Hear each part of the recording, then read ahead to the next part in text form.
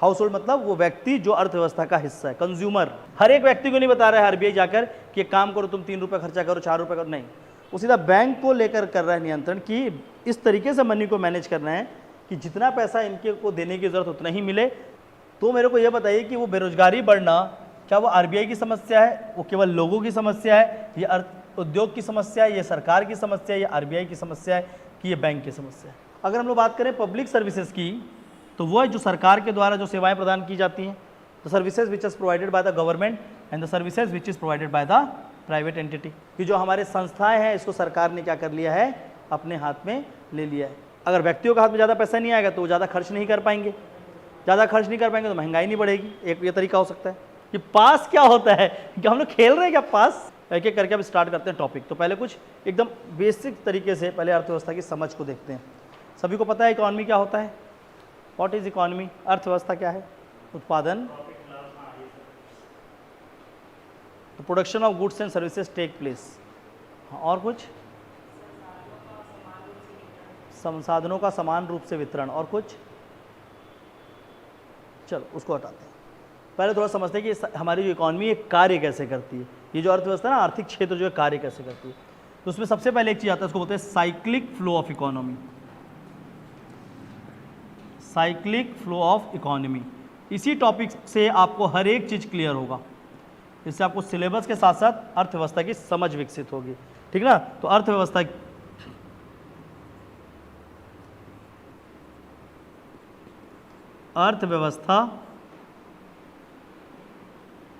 का चक्र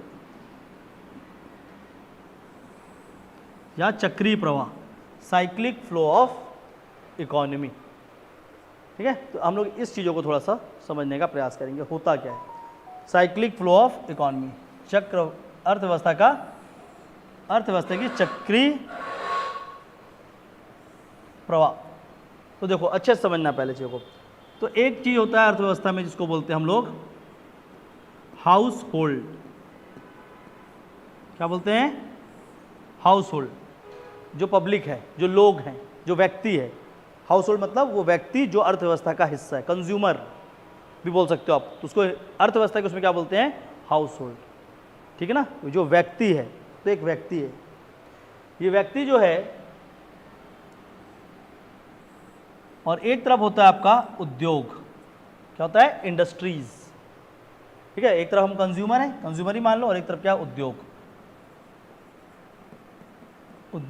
industry, service sector, कुछ भी हो सकता है। मैंने जस्ट उसको भी उद्योग रखा है, फैक्ट्री जो लिखना है आप लिखो। अब देखो ये दोनों आपस में क्या होते हैं? जुड़े होते हैं। They are connected with each other. ये इससे कनेक्टेड है, पहले बेस को समझना है अच्छे से। और ये जो है ये इससे जुड़ा हुआ है। कैसे जुड़ा हुआ है? जो हमारा हाउस होल्ड है वो उद्योग को क्या प्रोवाइड करता है? पहली बात लैंड, भूमि। व्यक्तियों की भूमि होती है, उसी में उद्योग बनता है, होता है ना। इसके बाद वहाँ जो उद्योग का जो मालिक होगा या जो उद्योग में जाकर क्या करेगा, जो बिजनेस को चला रहा होगा, जो एंटरप्रेन्योर है, वो भी हम में से ही कोई होगा। तो एंटरप्रेन्योरशिप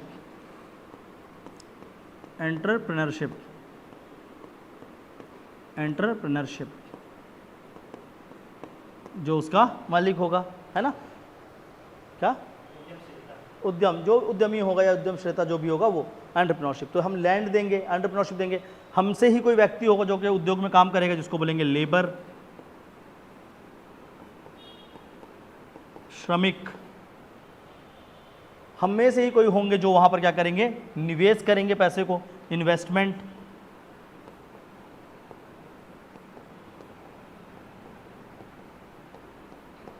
हम में से ही कोई होगा जो क्या कर रहा होगा? यहां से पैसे को उद्योगों में निवेश करेगा। तो इस तरीके से क्या होगा कि जो हाउस होल्ड है वो उद्योगों को अपनी सेवाएं प्रदान करेगा, चीज़ें प्रदान करेगा। उद्योग इसके बदले में हमें कुछ कुछ प्रदान करेगी, ठीक है। इसके बाद हम और क्या देंगे उद्योग को? पैसे भी देंगे, मनी, धन। निवेश और धन अलग अलग रूप में देते हैं। निवेश जब हम उसके ऊपर मालिकाना कर रहे हैं, धन कब देंगे? जब वो हमें कुछ उत्पाद दे रहा है और उस उत्पाद के बदले हम क्या देख रहे हैं? उसको मनी दे रहे हैं, मीन ऑफ एक्सचेंज। उद्योग एक लोगों को क्या पहुंचाएगा? पहला बात देगा यहाँ से वो वस्तु,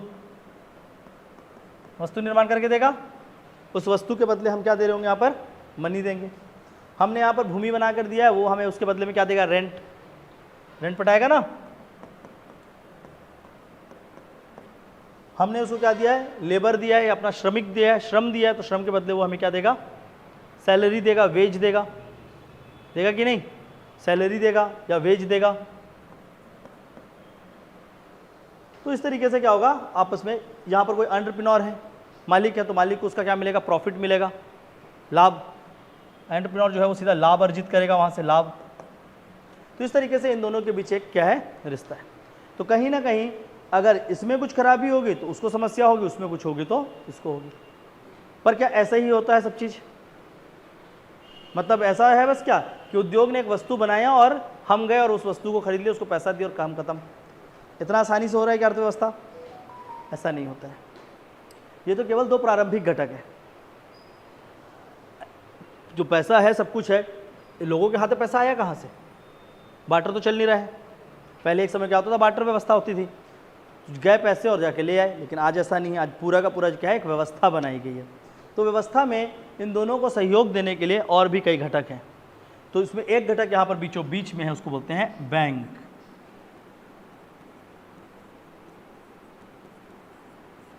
क्या है यहाँ पर, बैंक। आ जाओ। तो बीचों बीच में क्या है आपका, बैंक। अब बैंक की अगर बात करेंगे तो लोग इस बैंक से जुड़े हुए हैं, और ये जो बैंक है ये इस व्यक्तियों से जुड़ा हुआ है।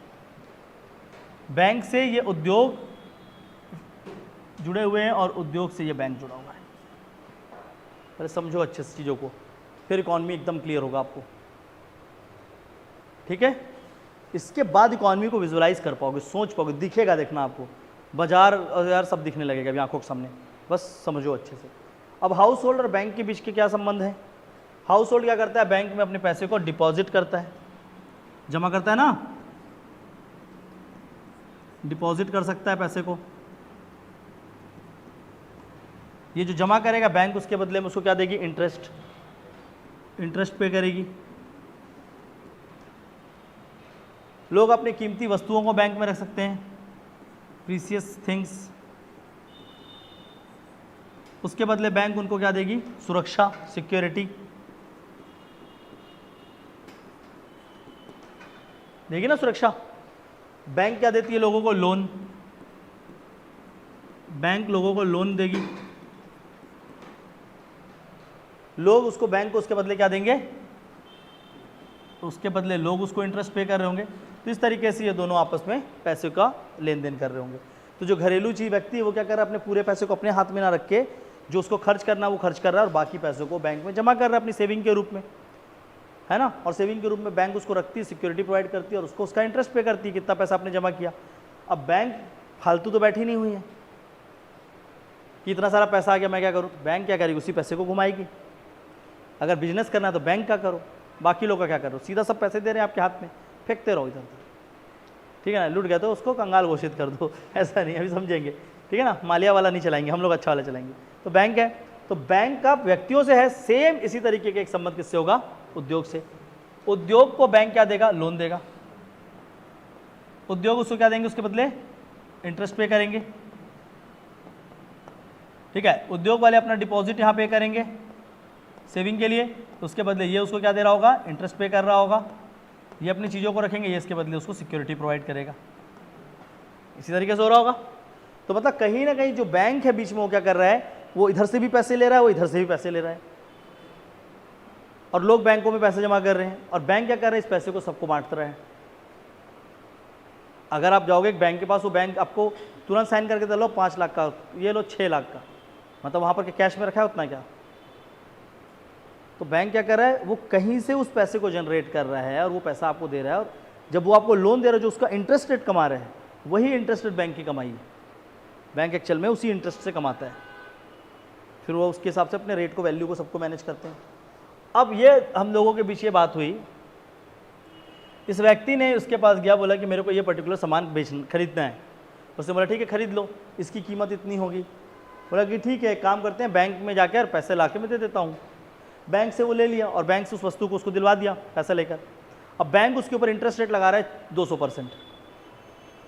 बैंक तो कुछ भी कर सकता है, तो इन दोनों के बीच जो लेन देन का संबंध है उसको बैंक तो है बीच में, बैंक के माध्यम से सब चीज़ें हो रही है, पैसे का सारा चीज़ जो मीन है वो बैंक संभाल रहा है, पर बैंक अपने आप में किसी भी तरीके का निर्णय ले सकता है क्या? अगर उसके ऊपर किसी भी तरीके का नियंत्रण ना हो, if there is no proper regulation over the bank, bank can take any type of decision it wants to, जैसा चाहेगा।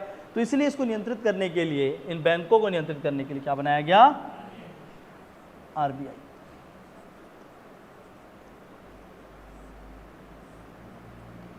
यहाँ कौन है? आरबीआई। अब आरबीआई का बैंक से एक संबंध है और बैंकों का आरबीआई से संबंध। व्यक्ति जो है वो डायरेक्टली आरबीआई से जुड़ा है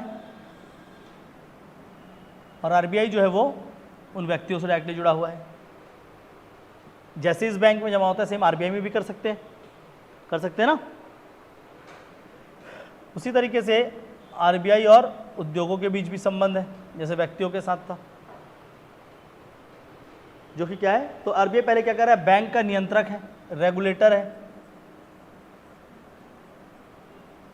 अब वो क्या करेगा? इन दोनों के बीच में, अगर इसको देखेंगे उद्योग, इसी को बाजार भी बोल सकते हैं, मार्केट भी बोल सकते हैं, क्योंकि अभी हम लोग लेन देन यहीं से करवा रहे हैं। तो अगर अब देखोगे तो इन दोनों के बीच में जो पैसे, यहाँ पर जो पैसे रखे हैं या जो यहाँ पैसा रखा है, जो यहाँ रखा है और जो यहाँ रखा है, ये पैसे का जो पूरा सर्कुलेशन है, यहाँ से यहाँ, यहाँ से यहाँ, यहाँ से यहाँ, यहाँ से यहाँ, यहाँ से यहाँ, उधर से, ठीक है। तो ये जितना भी सर्कुलेशन हो रहा है, ये पूरे पैसे के घुमाव को ऊपर से वो नियंत्रित कर रहा है, वो रेगुलेट कर रहा है। किसको रेगुलेट कर रहा है? इनको नहीं रेगुलेट कर रहा है, वो इसको नियंत्रित करने का प्रयास कर रहा है। हर एक व्यक्ति को नहीं बता रहा है आरबीआई जाकर कि एक काम करो, तुम 3 रुपये खर्चा करो, 4 रुपये करो, नहीं। वो सीधा बैंक को लेकर कर रहा है नियंत्रण, कि इस तरीके से मनी को मैनेज करना है कि जितना पैसा इनके को देने की ज़रूरत उतना ही मिले, जितना यहाँ रखना वहाँ रखें, ताकि किसी भी तरीके का पैसे का मिसमैच ऐसा ना हो जाए कि कोई अन्य इकोनॉमिक समस्याएं वहाँ पर उत्पन्न हो जाए, जो प्रॉब्लम्स होते हैं, जैसे इन्फ्लेशन ना बढ़ जाए, रिसेशन ना आ जाए, महंगाई ना बढ़ जाए, गरीबी ना बढ़ जाए, जो भी कुछ भी चीज़ें, तो उसको वहाँ पर आरबीआई मैनेज करता है, ठीक है। अब आरबीआई के ऊपर एक और चीज़ जिसको बोलते हैं सरकार, गवर्नमेंट। तो सरकार सीधा आरबीआई से जुड़ी, आरबीआई सीधा सरकार से जुड़ी। कैसे जुड़ी उसके बारे में बात करेंगे। सरकार जो है वो डायरेक्टली बैंकों से जुड़ी हुई है और लोगों से जुड़ी हुई है।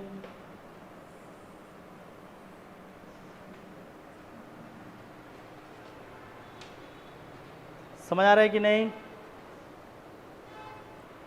ठीक है।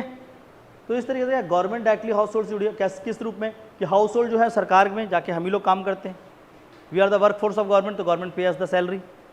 गवर्नमेंट हमें सब्सिडी देती है कृषक के रूप में, अगर फार्मर है तो गवर्नमेंट हमको सब्सिडी कर रही है, हम क्या कर रहे हैं? सरकार को टैक्स पे कर रहे हैं। गवर्नमेंट हमारे लिए सर्विसेज, रोड बना रही है ना। तो हम लोग को अभी क्या है? डायरेक्टली गवर्नमेंट से लिंक है, सेम उद्योग का है। तो इस तरीके से क्या है, ये सभी घटक एक दूसरे से जुड़े हुए हैं। तो अगर हम लोग बोलेंगे कि कंट्री की जो एक इकॉनमी है, हमारे भारत की जो अर्थव्यवस्था है विद इन कंट्री, ये सभी घटकों से मिलकर क्या बनती है? एक अर्थव्यवस्था बनती है।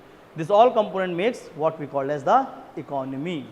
ये सभी घटकों से मिलकर जो एक व्यवस्था बनती है, उस व्यवस्था को या उस संरचना को अर्थव्यवस्था का एक रूप दिया गया है। अब इसके बाहर भी ये कनेक्टेड होते हैं। ये पूरी की पूरी व्यवस्था जो है कि सेम एक और देश की ऐसी ही व्यवस्था होगी, उसके साथ वो कनेक्टेड होगी, वो आपस में जुड़ रहेंगे, इंपोर्ट एक्सपोर्ट और ट्रेड करके। और इन दोनों के बीच जो व्यापार होगा, वो सब चीज़ों को मैनेज किया जाएगा, उसको बोलेंगे बैलेंस ऑफ पेमेंट। समझ आ रहा है? अब यहाँ तक क्लियर है कि नहीं? ओके। तो ये क्या है? ये पूरी की पूरी इकोनॉमी का स्ट्रक्चर, इसी को बोलते हैं साइक्लिक फ्लो ऑफ इकोनॉमी, अर्थव्यवस्था का चक्रीय प्रभाव। अगर कभी क्वेश्चन आएगा कि right about the cyclic flow of economy, तो चक्र अर्थव्यवस्था के चक्रीय प्रवाह को समझाइए, तो बताओगे कि सारे के सारे घटक जो है वो कैसे आपस में जुड़े हुए हैं। यहाँ पर फाइनेंशियल मार्केट भी होता है, मनी मार्केट भी होता है, बाजार भी होते हैं ना, मुद्रा बाजार और वित्त बाजार। तो दोनों के दोनों बाजार हैं, फिर वो बाजार भी डायरेक्टली लोगों से जुड़े हैं, उद्योग से जुड़े हैं, इससे जुड़े हैं, सरकार से जुड़े हैं, आरबीआई से जुड़े हैं। आरबीआई की जगह उसका नियंत्रक से भी है। तो अलग अलग जितने भी कंपोनेंट है उनका आपस में एक जुड़ाव है, ठीक है। अब ऐसे नहीं देखना है कि अर्थव्यवस्था की अर्थव्यवस्था विषय है केवल, तो विषय में पढ़ लिए, नहीं। पहले समझो कि कैसे सब चीज़ें आपस में कनेक्टेड है। तो अगर मैं ये बोलूँ कि अनएम्प्लॉयमेंट बढ़ रहा है, मान लेते हैं गरीब, अब क्या हो रही है? बेरोजगारी बढ़ रही है। बेरोजगारी बढ़ रही है, अगर हम लोग इसको एक समस्या मानते हैं कि यहाँ पर लोग जो है उनको नौकरी नहीं मिल रही है, तो मेरे को ये बताइए कि वो बेरोजगारी बढ़ना क्या वो आरबीआई की समस्या है, वो केवल लोगों की समस्या है, ये उद्योग की समस्या है, ये सरकार की समस्या है, ये आरबीआई की समस्या है, कि ये बैंक की समस्या है? इफेक्ट सभी होंगे, इफेक्ट सभी होंगे। ऐसा नहीं है कि एक इफेक्ट होगा और एक नहीं होगा, ओवरऑल इफेक्ट आएगा। तो इकॉनमी इसलिए क्या होता है, एक बहुत इंटर रिलेटेड चीज़ है। इकॉनमी सेग्रीगेटेड या अलग अलग चीज़ें नहीं है, वो आपस में बहुत ज़्यादा जुड़ा हुआ एक व्यवस्था है। क्लियर है? तो ये साइक्लिक फ्लो के हिसाब से पहले तो हमको समझना होगा, और इसीलिए इस पूरी व्यवस्था को चलाने के लिए, ठीक है, इस पूरी व्यवस्था को चलाने के लिए आरबीआई अपने निर्णय लेती है, और उस निर्णय को बोला जाता है या उसके प्लान को बोला जाता है मॉनेटरी पॉलिसी, मौद्रिक नीति। सरकार इसी तरीके की एक योजनाएं बनाती है जिसमें ये सारी चीज़ों को नियंत्रित करने का प्रयास करती है, जिसको बोलते हैं फिस्कल पॉलिसी, राजकोषीय नीति। सरकार इसी में जितना भी इसमें लेन देन हो रहा है सब चीज़ों का एक ब्यौरा रखेगी जोड़कर, जिसको बोलते हैं नेशनल इनकम, राष्ट्रीय आय, जहाँ पर इन सभी चीज़ों का ब्यौरा रखा जाएगा। हाउस होल्ड जो है, इसके ऊपर होने वाली समस्याओं को हम जब पढ़ते हैं तो उसको पॉवर्टी और अनएम्प्लॉयमेंट के अंतर्गत पढ़ते हैं, बेरोजगारी और गरीबी, उसमें इन चीज़ों को देखते हैं। बैंक की अपनी एक व्यवस्था जिसको बैंकिंग स्ट्रक्चर में पढ़ेंगे, और जो उद्योग वाला खंड है वो कहीं ना कहीं हमारे सीजीपीएससी उसमें शांत है, उसको पूरा भूगोल में डाल दिया गया, ज्योग्राफी में दे दिया गया है। पीएससी के सिलेबस में ज़्यादा करके इंडस्ट्री सेक्शन जो है वो ज्योग्राफी के पोर्शन में है, इकॉनमी में लिखना भूल गए हैं लोग, और क्वेश्चन पूछते हैं। इकॉनमी में लिखा तो नहीं है, पर डायरेक्टली आपसे क्वेश्चन क्या पूछ रहे हैं, एमएनसी क्या होता है, मल्टीनेशनल कंपनी क्या होती है। जब सिलेबस ही नहीं दिया हो तो काहे को पूछ रहे हो। मतलब यहाँ पर अगर बात करेंगे तो उद्योग में, यहाँ पर हम तीनों क्षेत्रों की बात करेंगे, कृषि, एग्रीकल्चर, इंडस्ट्री, उद्योग, और तीसरा सेवा, सर्विसेज।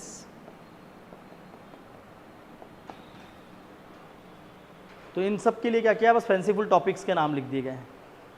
नाम तो ऐसे से लिखे हैं हमारे सिलेबस के ऊपर टॉपिक का, जैसे अर्थशास्त्री बनवा देंगे, नहीं वैसे टॉपिक दिया भाई, पहले तो बेसिक चीज़ को पूछ ले अच्छे से। अर्थशास्त्री बना देगा structural change in Indian economy, अरे पहले तो बेसिक इकॉनमी तो वस्तु और सेवा तो दिया नहीं है टॉपिक, कि गुड्स क्या होता है और सर्विस क्या होता है। अब यही क्वेश्चन आ जाएगा कि what are goods and what are services. तो अब यही चीज़ नहीं पता तो कहाँ का वस्तु और सेवा ही नहीं पता, आप बोल रहे हो कि अर्थव्यवस्था का संरचना बताओगे, बता दोगे क्या? तो बेसिक इकॉनमी के बहुत सारे ऐसे कॉन्सेप्ट्स हैं जिसको इसमें दिया नहीं गया, जैसे डिमांड सप्लाई, टॉपिक में डायरेक्टली नहीं मेंशन है, ठीक है। गुड्स कितने प्रकार के होते हैं, सेवा क्या होता है, ये सारी चीज़ें वहाँ पर मेंशन नहीं है। मैं उम्मीद करता हूँ ये सारे शब्द आपको अर्थ तो इसका पता होगा, क्योंकि उनके बिना इकॉनमी पढ़ पाना बिल्कुल ज़ीरो समान होगा। तो मैं बस बात करूँगा उसके बारे में, हम लिखेंगे नहीं, बस समझेंगे कि होता क्या है। तो पहले चलते हैं थोड़ा सा कुछ बेसिक टर्मिनोलॉजीज जो अर्थव्यवस्था पढ़ते समय हमें को जानने चाहिए, उसको समझते हैं। सबसे पहले आता है गुड्स।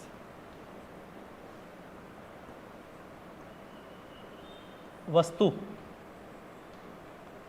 गुड्स को क्या बोलते हैं, वस्तु, ठीक है। तो वस्तु क्या होता है, व्हाट आर गुड्स, इकॉनमी के टर्म पे वस्तु या गुड्स किसको बोलते हैं, श्रद्धा बताएगी, चलो बताओ जल्दी जल्दी बताओ।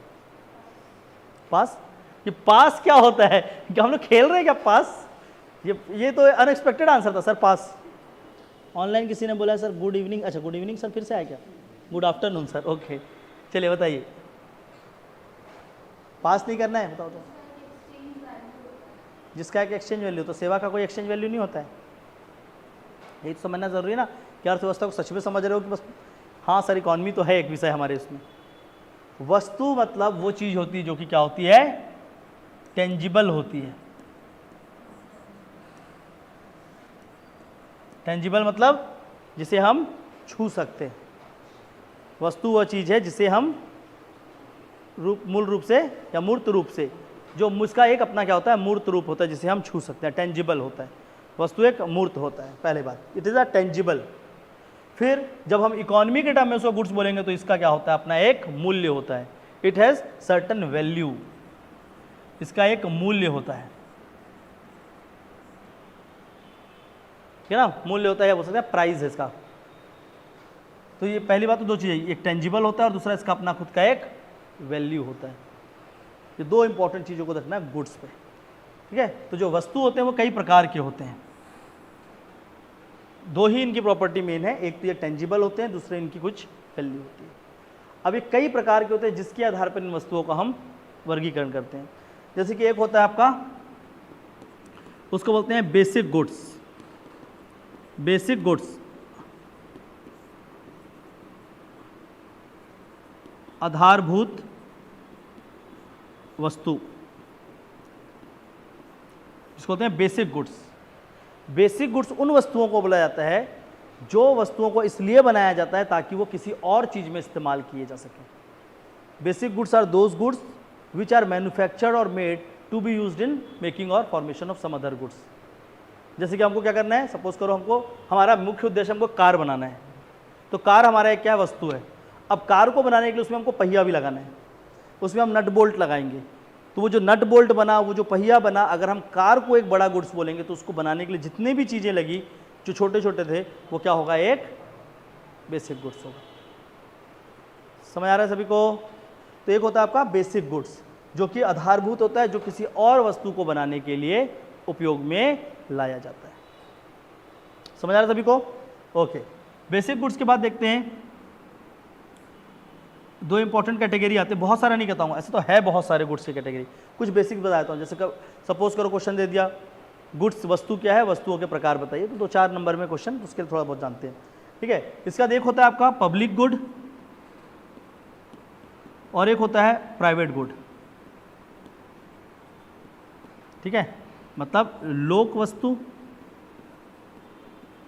और एक है निजी वस्तु।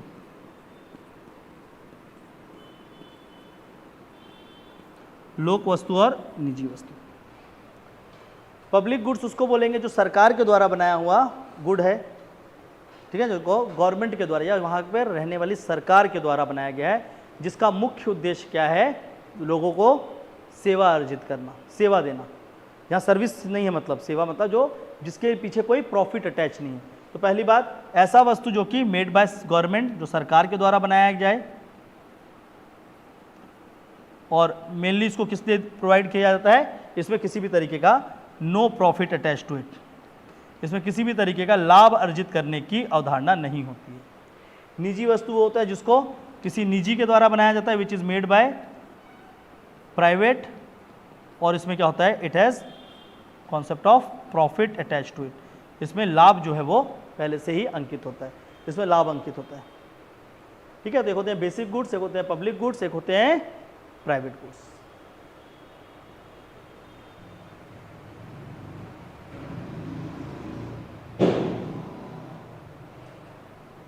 हट जाएंगे लोग, ठीक है, हाँ।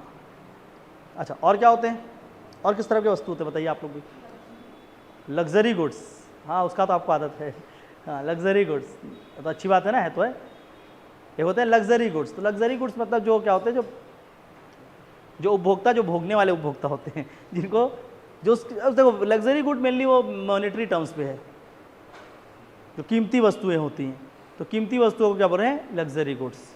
जो काफ़ी एक्सपेंसिव होते हैं उसको नहीं। और पहले बेसिक चीज़ें बताओ। और दूसरा, वो कौन सा गुड्स है जो डिमांड और सप्लाई को नहीं मानता। डिमांड और सप्लाई होते हैं ना, कि अगर आपका बहुत ज़्यादा डिमांड होगी तो उसकी क्या होगी, वैल्यू बढ़ते जाएगी, ठीक है। अगर उसकी डिमांड बहुत ज़्यादा होगी तो उसकी कीमत बढ़ेगी, सप्लाई कम हो जाएगी तो उसकी कीमत बढ़ेगी। तो वो कौन सा गुड्स है जो इन दोनों को नहीं मानता, उसको बोलते हैं ग्रिफन गुड्स। इसको ध्यान रखना, ग्रिफन, गिफन और ग्रिफन।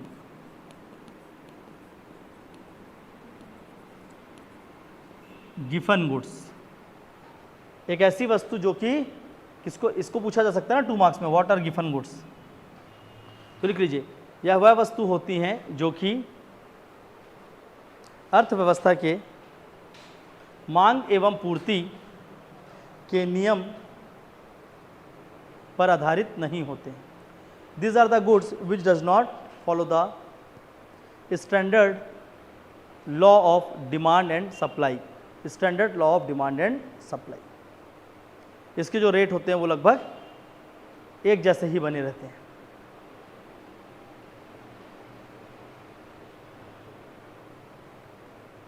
फिर एक वस्तु को और क्या बोलते हैं, उपभोक्ता वस्तु, consumer goods. What are consumer goods? Consumer goods क्या होते हैं? एक और होते हैं इसमें उपभोक्ता वस्तु।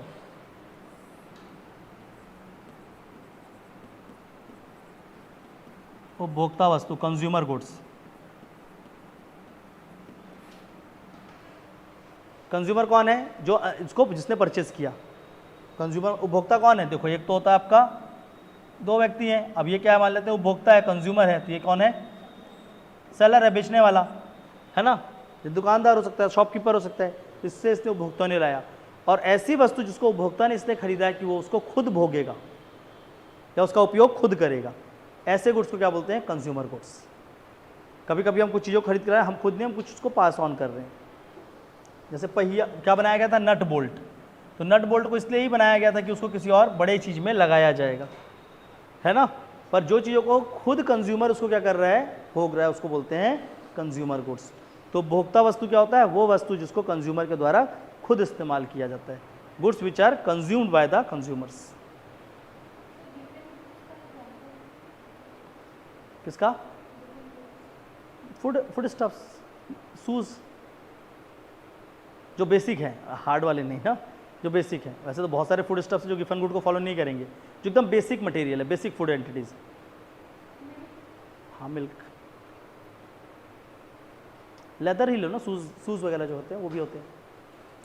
चलिए, मतलब उसका एक एरिया तो ऐसा बना होगा जो सस्ते में बिक ही रहा होगा। हाँ, उसको लग्जरी करने के लिए तो बहुत लोग बैठे होंगे, पर उसका कुछ एक ऐसा कंपोनेंट जरूर होगा जो सस्ते से सस्ते में ही अवेलेबल होगा हमेशा, ठीक है। इसलिए वो स्टैंडर्ड डिमांड एंड सप्लाई से थोड़ा सा अलग होता है। तो इस तरीके से क्या होता है, कुछ वस्तु होते हैं, बहुत सारे नहीं बता रहा हूँ, सिलेबस में नहीं है, बट बेसिक चीज़ें समझने के लिए ज़रूरी है। तो एक होते हैं आपके वस्तु। वस्तु के बाद आता है दूसरा सेवा।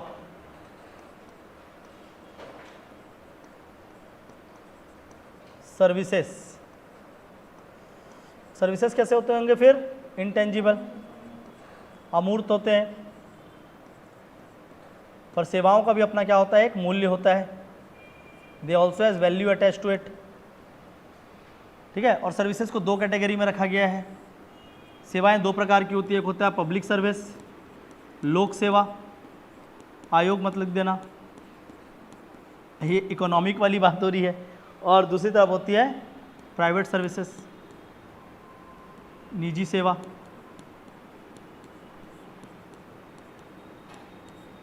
ठीक है, एक तरफ है आपका लोक सेवा और एक तरफ है निजी सेवा।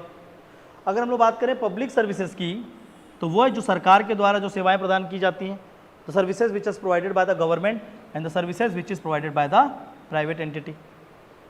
इंडिया में ऐसे बहुत सारी सर्विसेज है। तो सर्विसेज के अंदर अगर हम लोग देखेंगे तो क्या क्या आता है सेवाओं के अंदर, बताइए? बैंकिंग, ठीक है ना। तो जो बैंकिंग है, बैंकिंग सुविधाएं वो क्या है? एक सेवा क्षेत्र का हिस्सा है बैंकिंग। शिक्षा, एजुकेशन, सब में जीएसटी लगा के लोग हालत ख़राब कर रखे हैं, 18% है ना। बैंकिंग, उसके बाद ट्रांसपोर्ट, ट्रांसपोर्ट सर्विस है, बिल्कुल है। आप ट्रांसपोर्ट को थोड़ी नहीं छू सकते हैं, अपने गुड्स को और ट्रांसपोर्ट के मीन को देख सकते हैं, बट ट्रांसपोर्ट क्या वो एक अपनी सर्विस है। तो ट्रांसपोर्ट, ठीक है। तो इस तरीके से बहुत सारी क्या है सर्विसेज एग्जिस्ट करती हैं, जिसके कारण ये पूरा का पूरा अर्थव्यवस्था चलता है। तो अर्थव्यवस्था में सबसे पहले तो दो चीज़ें होती हैं, एक होता है सेवा और एक होता है वस्तु। अब जो भी है इन सेवा और वस्तुओं को खरीदने और बेचने की एक प्रक्रिया होती है। इसी को लोग क्या करते हैं, लेना चाहते हैं या इसी चीज़ से को अपने पास रखना चाहते हैं या कंज्यूम करना चाहते हैं। यहीं से अर्थव्यवस्था की शुरुआत होती है। अब क्या है, गुड्स एंड सर्विसेज का क्या है, एक वैल्यू है, उनकी अपने एक मूल्य है, ठीक है। अब इनका एक मूल्य है। अब इसको कोई इसका क्या है, उत्पादक है, प्रोड्यूसर है, इसका कोई एक उत्पादक होगा, उसकी एक वैल्यू है, और कोई इसका एक क्या होगा, कंज्यूमर होगा, इसका उपभोक्ता होगा। अब उपभोक्ता क्या करेगा, उस गुड्स और सर्विसेज को उसके मूल्य पे लेने का प्रयास करेगा, जिसके लिए इसके पास क्या होना चाहिए, इसके पास क्या होना चाहिए, कंज्यूमर के पास कुछ ऐसी चीज़ें होनी चाहिए जिसके बदले वो उस चीज़ को लेगा। तो पहले बार्टर चलता था, अब स्टैंडर्ड इकोनॉमी जो हम लोग आज पढ़ रहे हैं उस समय तक क्या आ चुका है, मनी, पैसे। अब एकदम सिंपल समझा रहा हूँ, ठीक है। और यही जो धन है या जो भी चीज़ें हैं, इसी को बोलते हैं कि गुड्स और सर्विस को बदलने के लिए, मतलब एक व्यक्ति से वो व्यक्ति दूसरे के पास जाए और ये उसके पास चले जाए। इस प्रक्रिया को, जिस प्रक्रिया में एक व्यक्ति के द्वारा, कंज्यूमर के द्वारा प्रोड्यूसर से कोई गुड्स और सर्विस को लिया जाता है मनी को देकर, उसको बोलते हैं, ये मनी क्या है यहाँ पर, ये है आपका मीन ऑफ एक्सचेंज, विनिमय का माध्यम, विनिमय का माध्यम। कि इसको इधर से इधर लाना है तो उसके लिए कम से कम हमको एक माध्यम चाहिए जिसके थ्रू हम उस चीज़ को खरीदेंगे या बेचेंगे। तो उसको खरीदने और बेचने का एक माध्यम है जिसको बोलते हैं पैसा, मनी। तो money is a form of और is a mean of exchange of goods and services from producer to consumer. अब जो कंज्यूमर है ये उसको वैल्यू पे खरीदेगा क्या उसके प्राइस पे खरीदेगा। और what is difference between value and price? मैंने बोला कि गुड्स की एक वैल्यू है, ये व्यक्ति जाकर उसको खरीद रहा है। अब ये बताइए उसको उसके वैल्यू पे खरीदेगा या उसके प्राइस पे खरीदेगा? प्राइस पे खरीदेगा, पक्का है। अब उसका जो प्राइस है वो हो सकता है उसकी वैल्यू है उसको एग्जैक्ट रखा गया हो, या हो सकता है उसकी प्राइस नीचे आएगी। तो ये सारा चीज हो क्या रहा है, तो सारा चीज हो क्या रहा है इसको समझते हैं। हाँ, दो चीजों को देखते हैं। एक हो गया वैल्यू,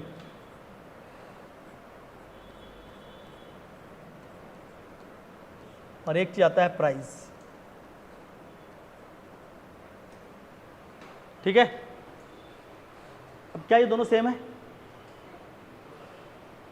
हो सकते हैं, पर अगर डायरेक्टली बोला जाए स्टैंडर्ड इकोनॉमी में तो नहीं है, पर एक हो सकते हैं, ठीक है। तो क्या होता है, ये जो कंज्यूमर है, ये कंज्यूमर है और यहाँ पर एक प्रोड्यूसर है। इसके पास एक प्रोडक्ट है, इसके पास एक प्रोडक्ट है, इसको बेचना है, और इसके पास पैसे हैं। अब इन दोनों को हम लोग करवाते हैं एक्सचेंज, ठीक है। ये कंज्यूमर जो है ये है श्रद्धा,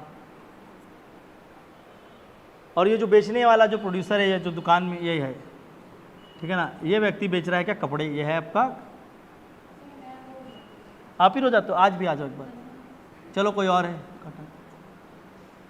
कॉटन क्लॉथ, कुछ भी एक कपड़ा है, ठीक है। अब ये दोनों इसको आपस में क्या कर रहे हैं, सेल और परचेस के लिए एक जगह पे खड़े हुए। अब इन्होंने उनको बोला है कि भाई ये कपड़ा जो है ये कितने का है, तो इसने बोला 1000 रुपये का है। तो उसने बोला भैया ये बहुत ज़्यादा है, मैं तो इसका 100 ही दूंगी। हाँ, अभी देखते हैं ना।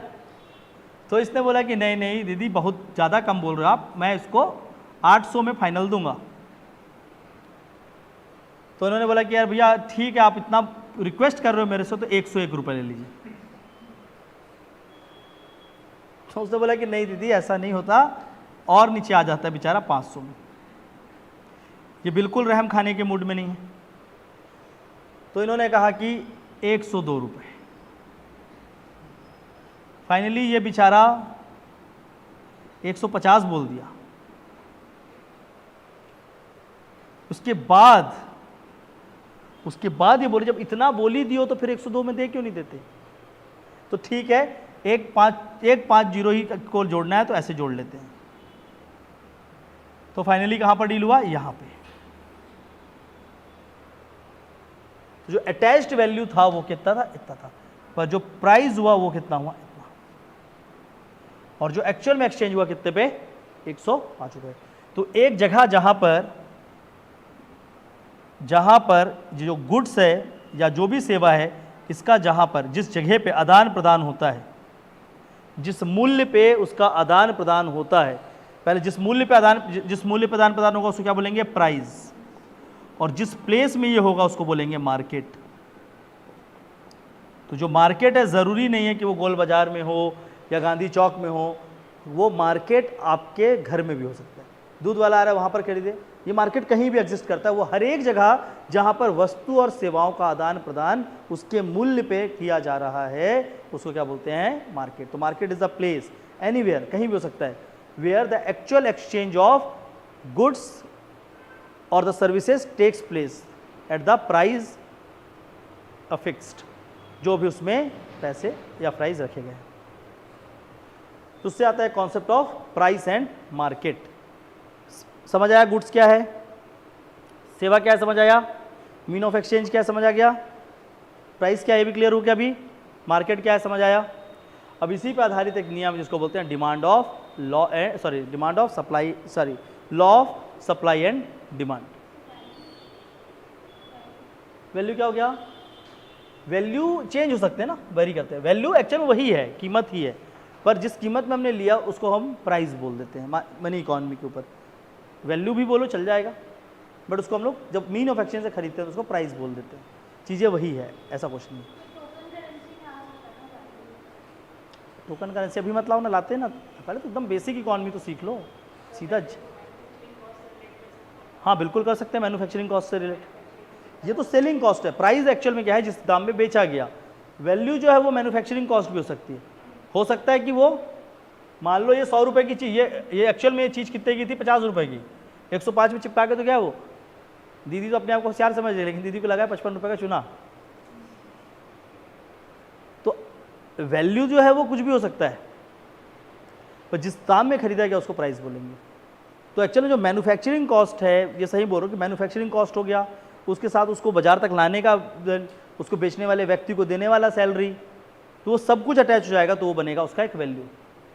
वो वैल्यू होगा, प्राइस नहीं होगा। प्राइस तो जिसमें बेचा है, हाँ जो वास्तविक मूल्य है वही वैल्यू है, और जो बेचा गया है जिसमें एग्जैक्टली हुआ है उसी को प्राइस बोलते हैं। तो प्राइस एंड वैल्यू क्लियर है। अच्छा, मार्केट समझ आया, जिस जगह पे चीज़ हुई, इतना क्लियर है। अब इसी को ये प्राइस के हिसाब से दो क्या होते हैं, सप्लाई, वो है लॉ, है law of demand and supply, वो तो पता होगा। सिंपल सा बता देता हूँ, बहुत ज़्यादा डीप नहीं जाएंगे क्योंकि सिलेबस में नहीं है हमारे, बट समझ लो, सुन लो। तो इसमें दो हैं, एक होता है कि देखो अगर डिमांड बढ़ते जाए, किसी भी चीज़ की अगर डिमांड बढ़ेगी, मांग अगर उसकी बढ़ते जाए, मांग, किसी भी वस्तु या सेवाओं की अगर मांग बढ़ती जाएगी तो उसका प्राइस क्या होगा, प्राइस भी बढ़ेगा। ये चीज़ों को ध्यान रखना है।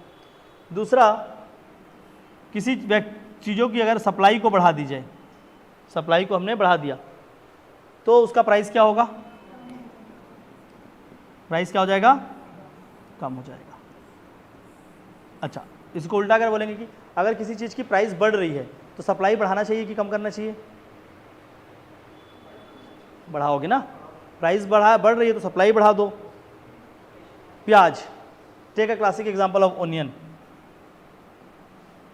ओनियन की सप्लाई बढ़ी तो उसका दाम गिर गया। प्याज की सप्लाई एक दिन क्या हो गई, कम होने लगी तो दाम अपने आप क्या हो जाता है, बढ़ जाता है। यही होता है ना। तो ये डिमांड सप्लाई इतना सही लॉ है, ज़्यादा बहुत डीप नहीं जाएंगे क्योंकि वो प्रैक्टिकल पेपर में क्या बोल सकते हैं, हमारे उसमें सिलेबस पे नहीं है।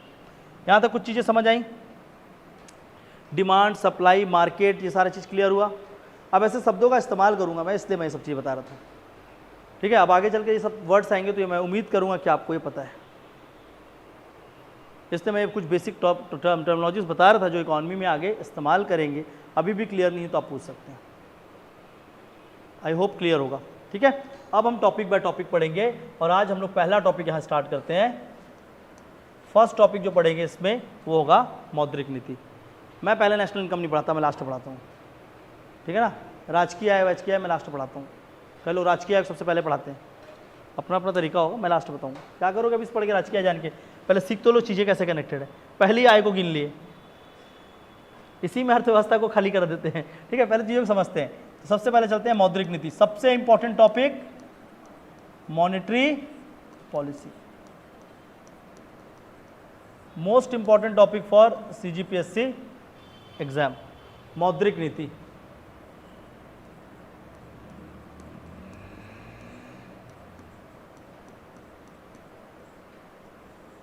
मौद्रिक नीति, ठीक है, थोड़ा सा इसके बारे में बेसिक बात कर लेते हैं। तो जो मॉनेटरी पॉलिसी होती है इसको बनाता कौन है, by RBI, reserve bank of India. RBI क्या करती है, मौद्रिक नीति को बनाती है।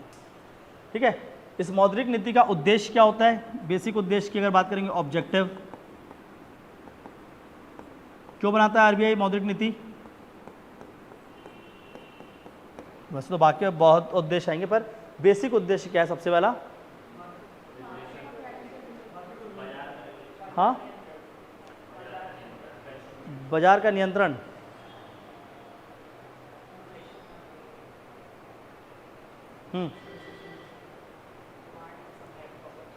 डिमांड एंड सप्लाई प्रॉपर चले। तो पहला देखो, एकदम स्टेटेड ऑब्जेक्टिव को ध्यान रखना है। पहला होता है कंट्रोल ऑफ क्रेडिट फ्लो।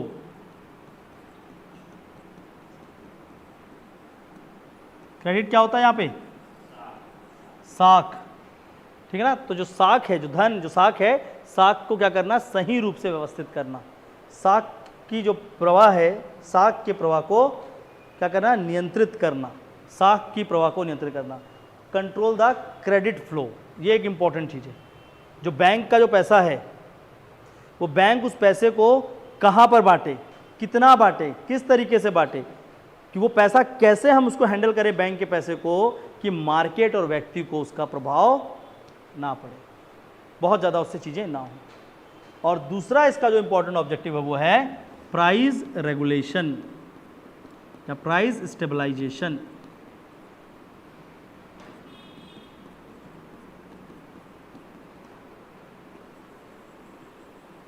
मूल्य को नियंत्रित करना, so as to control inflation, ताकि महंगाई को नियंत्रित कर सके।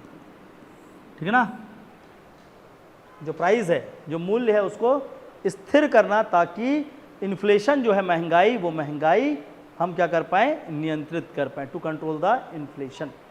ये दो मेन ऑब्जेक्टिव है किसका? मॉनेटरी पॉलिसी का। ठीक है, और जो प्राइस स्टेबलाइजेशन आज के डेट में आरबीआई करता है, वो किसमें करता है? 4% ±2%। इसको रिकमेंड किया था, इसको बताया था किसने? उर्जित पटेल समिति ने, उर्जित पटेल कमेटी। किसके समय पे? रघुराम राजन जब हमारे गवर्नर थे। तो उर्जित पटेल समिति ने बोला था कि हमारी जो महंगाई है, इन्फ्लेशन है, वो कितना होनी चाहिए? 4% ±2 होनी चाहिए। मतलब 2% से नीचे भी नहीं होनी चाहिए। अगर 2% से नीचे किसी अर्थव्यवस्था की महंगाई हो गई, मतलब वो रिसेशन में चला गया है। एक व्यवस्थित महंगाई हमेशा बनी रहनी चाहिए। तो कम से कम 4%, 6 से ऊपर जा रही है मतलब महंगाई बहुत ज़्यादा बढ़ गई है। अभी वर्तमान में कितनी है? कितना? 3.9 अभी।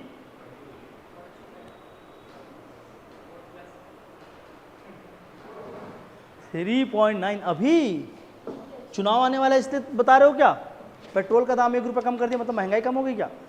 अरे नहीं बाबा, ऐसा नहीं है। हाँ, 7, 6 से 7 के बीच, इससे नीचे नहीं होगी। महंगाई कितनी बढ़ी हुई है, इसीलिए लग्जरी गुड की बात कर रहे थे। इनको पता ही नहीं चल रहा है। हमसे पूछो, हम गरीबों से, इनको पता ही नहीं चल रहा है। पता चल रहा है? लहसुन कितने रुपए किलो चल रहा है? अब कितना रुपए पाव? 70 रुपीज़ पाव।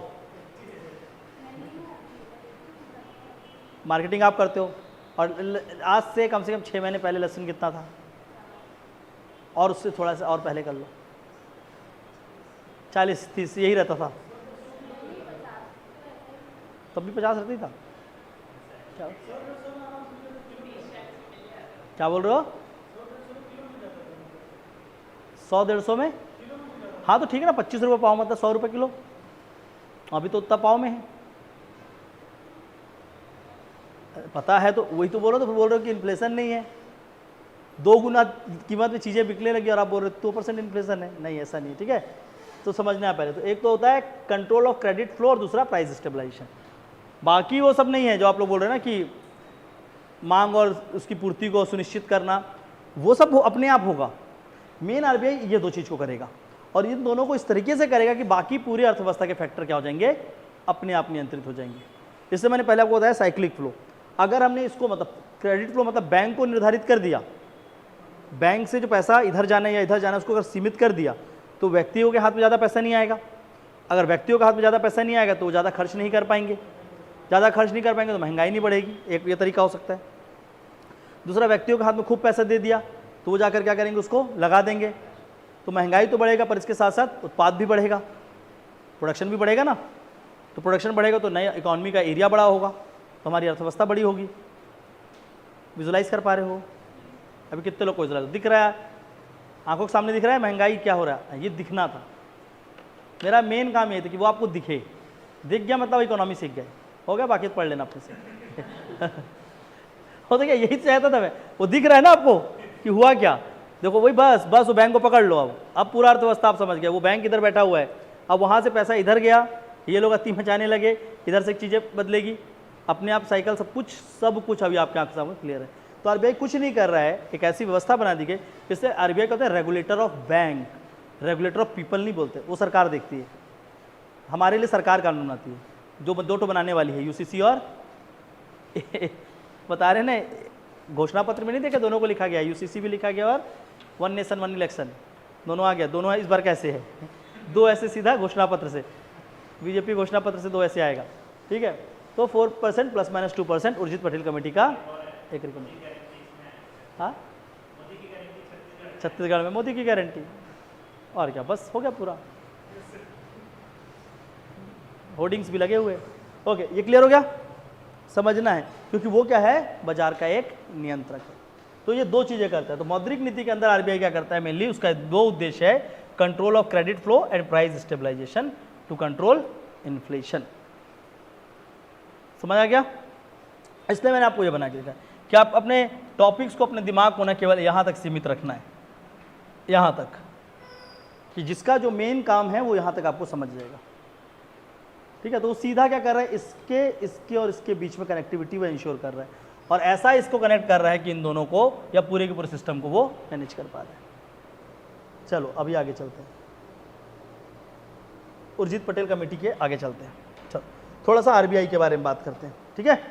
पहले आरबीआई के बारे में बात करते हैं, फिर मौद्रिक नीति पे आएंगे। तो आरबीआई बनाता है मौद्रिक नीति। तो पहले बात करते हैं हम लोग हमारे आरबीआई के बारे में। एकदम बेसिक बातें नहीं करूंगा, उम्मीद करता हूं उतना आपने प्री में पढ़ा होगा, ठीक है। जो बेसिक बात नहीं करूंगा वो ये है, अब उसको आप लोग खुद कर लेना बात, कि आरबीआई कब बनाया गया, कब होता आरबीआई का गठन, 1930। नाम क्या था तब आरबीआई नाम था, रिजर्व बैंक ऑफ इंडिया ही नाम था। हाँ, पर ये बता दो, इंपीरियल बैंक नहीं था, एसबीआई का नाम था imperial bank, federal bank of India, हाँ वेरी गुड, फेडरल बैंक नाम था। फिर उसको आरबीआई कब बनाया गया, 1949, और दो एक्ट हैं, एक आरबीआई एक्ट 1930, एक 49 है और एक है 1934, ठीक है। तो पढ़ेंगे उसके बारे में थोड़ा सा। अब बात करते हैं आरबीआई की, ठीक है। तो वो तो एक चीज़ें हैं। तो जो आरबीआई है वो एक्चुअल में क्या काम करता है, फंक्शंस ऑफ आरबीआई, आरबीआई के कार्य, फंक्शंस ऑफ आरबीआई। यहां से क्वेश्चन आ सकते हैं ना, कि आरबीआई के कार्यों को बताइए कि आरबीआई कौन कौन से कार्य को करता है, ठीक है। तो फंक्शंस ऑफ आरबीआई, तो सबसे पहला क्या है, मौद्रिक नीति का नियोजन करना, फॉर्मेशन ऑफ मॉनेटरी पॉलिसी। तो पहला तो उसको आप लिख ही दोगे, फॉर्मेशन ऑफ मॉनेटरी पॉलिसी, मौद्रिक नीति का नियोजन करना, जिसके अंतर्गत वो क्या करता है, मुख्य रूप से अभी बताया, दो ऑब्जेक्टिव उसके अंदर है। तो पहला तो होता है मौद्रिक नीति का वो नियोजन करता है, form the monetary policy, first thing. अच्छा, दूसरा, हाँ, क्रेडिट सप्लाई, सिंपल सी बात है। तो उसी के अंदर आ गया ना, इसी के अंदर मैंने दो चीज बताया ना, क्रेडिट सप्लाई, ऋण की पूर्ति कराएगा उस रूप में, क्रेडिट सप्लाई उसको देखेगा, इन्फ्लेशन को देखेगा, ठीक है। देन ये क्या आपका बैंकों का नियंत्रक, act as an regulator of bank, regulator of bank. तो आरबीआई बैंकों का रेगुलेटर है, बैंकों का नियंत्रक है ये, और नियंत्रक के रूप में ये क्या करता है, पहली बात बैंकों को रजिस्ट्रेशन कराता है, बैंकों का रजिस्ट्रेशन, कहाँ पर होता है? 1934 के एक्ट के अंतर्गत, आरबीआई अधिनियम 1934, उसके अंदर बैंक का रजिस्ट्रेशन, बैंक के लिए निर्देश जारी करना, ऑर्डर, ठीक है ना।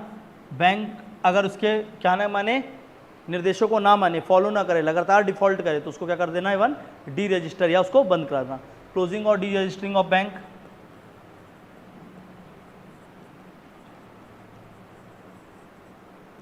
बैंकों को डी रजिस्टर, उसको फिर से बंद कर देना या उसके ऑर्डर मतलब ऑर्डर देना या रजिस्ट्रेशन। तो ये सारा काम क्या करेगा? एक बैंक करेगा, बैंक के रूप में। थर्ड क्या होता है? हाँ, अच्छा एक मिनट रुक जाओ ना, क्या बोल रहा आप? करेंसी मेकिंग, पैसा छाप। अच्छा, और कोई? उसको करेंसी मेकिंग नहीं बोलते ना, उसको कुछ और बोलते हैं, सर्कुलेशन ऑफ मनी बोलते हैं, ठीक है ना। जो मुद्रा होती है उसका क्या करना? निर्माण नहीं, निगमन, निर्गमन, निर्गमन, मुद्राओं का निर्गमन करना, सर्कुलेशन ऑफ मनी, ये उसका एक कार्य है। सर्कुलेशन ऑफ मनी के अंतर्गत वो क्या करती है? पहला मिंटिंग,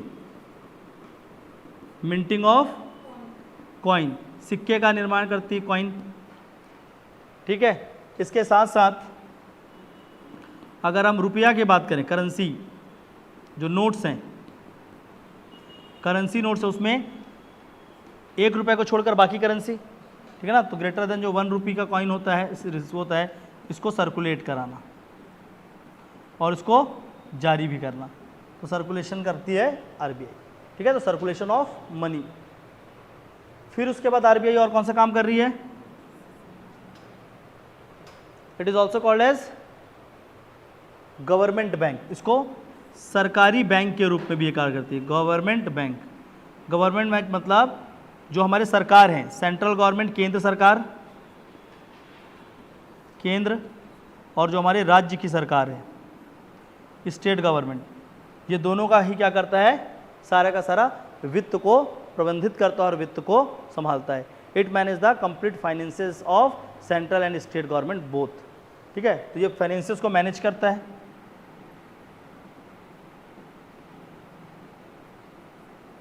दोनों के लिए क्या करता है? लोन देता है, और दोनों के लिए लोन क्या करता है? कहीं ना कहीं से लाता है, ठीक है। तो it provide loan to the government and also arrange, या तो खुद देता है या तो अरेंज करता है सरकारों के लिए लोन। समय समय पर ये खुद से देता है पैसे, और कहीं ने बाहर से वो सरकार को पैसे लाकर देता है। दोनों के लिए यही काम करता है ना, सेंट्रल गवर्नमेंट हो चाहे स्टेट गवर्नमेंट हो, तो उनको लोन या किसी भी तरीके की ऋण की ज़रूरत होती है तो ऋण की पूर्ति खुद कराता है या बाहर से कहीं से ऋण को लाकर अदा करने में मदद करता है। तो सरकार का पूरा एक सरकारी बैंक के रूप में वो सरकार की मदद करता है। इसके बाद इसको और क्या बोलते हैं? RBI is also called as lender of last resort, मतलब ये बैंकों का क्या होता है? कोई भी बैंक होती है, जब उसको पूर्ण रूप से उसको समस्याएं आ जाती है तो अंत में उसकी मदद करने के लिए कौन आता है? आरबीआई खुद आता है। लेंडर मतलब होता है देता होता है, अंतिम समय में यही देता के रूप में काम करता है। It is the lender of last resort. और किसको देता है? It provide finances to the bank who are in the grieve or the grave needs, ऐसे बैंकों को वो मदद पहुंचाता है जो कि अत्यधिक ज़रूरत में होते हैं, लगभग बंद होने के कगार में होते हैं। तो उस समय आरबीआई क्या करता है? उन लोगों को पैसा देता है, ठीक है, और उसके बाद उनको ठीक करता है।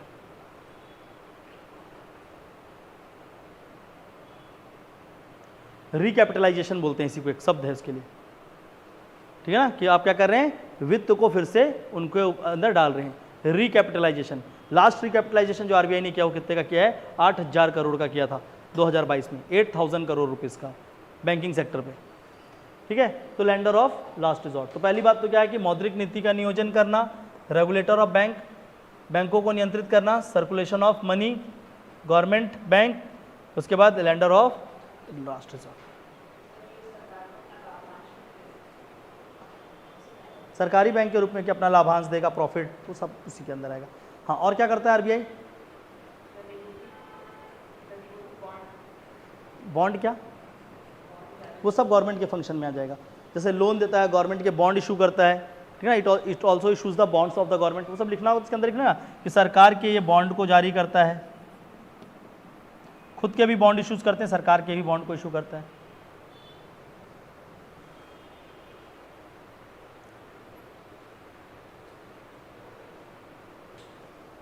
ठीक है, और इसके साथ साथ क्या करता है, उपभोक्ताओं का संरक्षण सुनिश्चित करता है। It provides for the protection of consumers, जो बैंकिंग या इस शाखाओं के साथ जुड़े होते हैं ऐसे व्यक्तियों की संरक्षण करता है, जिसके लिए उसने बनाया है क्या, बहुत सारे कानून बनाता है, जिसमें से एक विशेष कानून है बैंकिंग ओम्बड्समैन 2005। तो उसका एक अलग से कानून था जिसका नाम था बैंकिंग ओम्बड्समैन कानून 2005 बैंकिंग ओम्बड्समैन, लोकपाल को भी ओम्बड्समैन बोलते हैं, बैंकिंग ओम्बड्समैन 2005, जिसके अंदर वो क्या करता है, जारी करता है अलग अलग चीज़ों को। एक ऐड देखा होगा आपने, जागो ग्राहक जागो, देखते हो आईपीएल के समय में ज़्यादा आता है, क्योंकि उस समय माई 11 सर्कल और सब चीज़ चल रहा होता है, तो ग्राहकों को क्या करते हैं, समझाते हैं कि जागो मत खेलो, माई 11 योर 12 आवर 13 ये सब नहीं खेलो, जिस दिन जीत गए, नहीं तो हो सकता है आर्थिक जोखिम शामिल हैं। तो वही चीज़ जो है वो जारी कर रहा है, जागो ग्राहक जागो, और दिशा निर्देश वही क्या है, बैंकिंग ओम्बड्समैन। तो ओम्बड्समैन के अंतर्गत वो पूरे के पूरे दिशा निर्देश जारी करता है कि व्यक्तियों को क्या करना है, क्या नहीं करना है, कैसे बैंक फ्रॉडरी होती है उससे बचने के लिए क्या करना है। तो ओम्बड्समैन एक प्रकार का ऑनलाइन सिस्टम है जहाँ पर आपके द्वारा या किसी के द्वारा आपके साथ बैंकिंग रिलेटेड जो फ्रॉड किए हैं उसका आप ऑनलाइन कंप्लेन फाइल कर सकते हैं। ओम्बड्समैन क्या क्या प्रोवाइड करता है, ऑनलाइन फाइलिंग ऑफ, लिख लो, ओम्बड्समैन 2005 में क्या क्या प्रोवाइड करता है। पहला, ग्राहकों को बैंक संबंधी चीज़ों के लिए सजग करता है। It provide awareness to the people related to banking से संबंधित चीज़ों के लिए अवेयरनेस फैलाता है। ऑनलाइन, लेट मी चेक, सरकार का बैंक के रूप में, और क्या है, फाइनेंशियल मैटर में गवर्नमेंट को एडवाइस देता है। अच्छा ठीक है, तो पहले क्या लिख रहे थे हम लोग, हाँ, लोगों को जागरूक करता है। दूसरा, online filing of complaints related to banking default, bank संबंधित गतिविधियों हेतु ऑनलाइन जो भी गलत गतिविधि होती है उसके लिए ऑनलाइन फॉर्म भरने का वो जारी करता है। It provide for the grievance redressal, लोगों की समस्याओं का निराकरण करने हेतु कार्यरत होता है।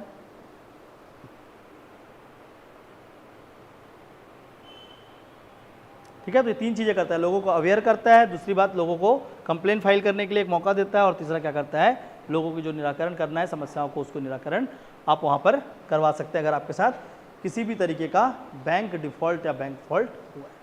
ठीक है, तो ये आरबीआई और आरबीआई की ये क्या है, कुछ कार्य हैं जिन कार्यों को आप अच्छे से ध्यान रखना, हेडिंग्स अच्छे से रखना।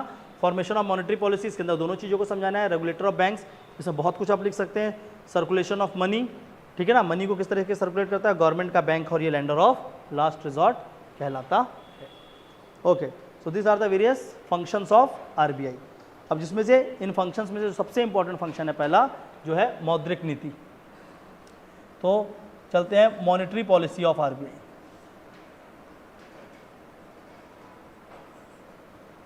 मॉनेटरी पॉलिसी, मौद्रिक नीति।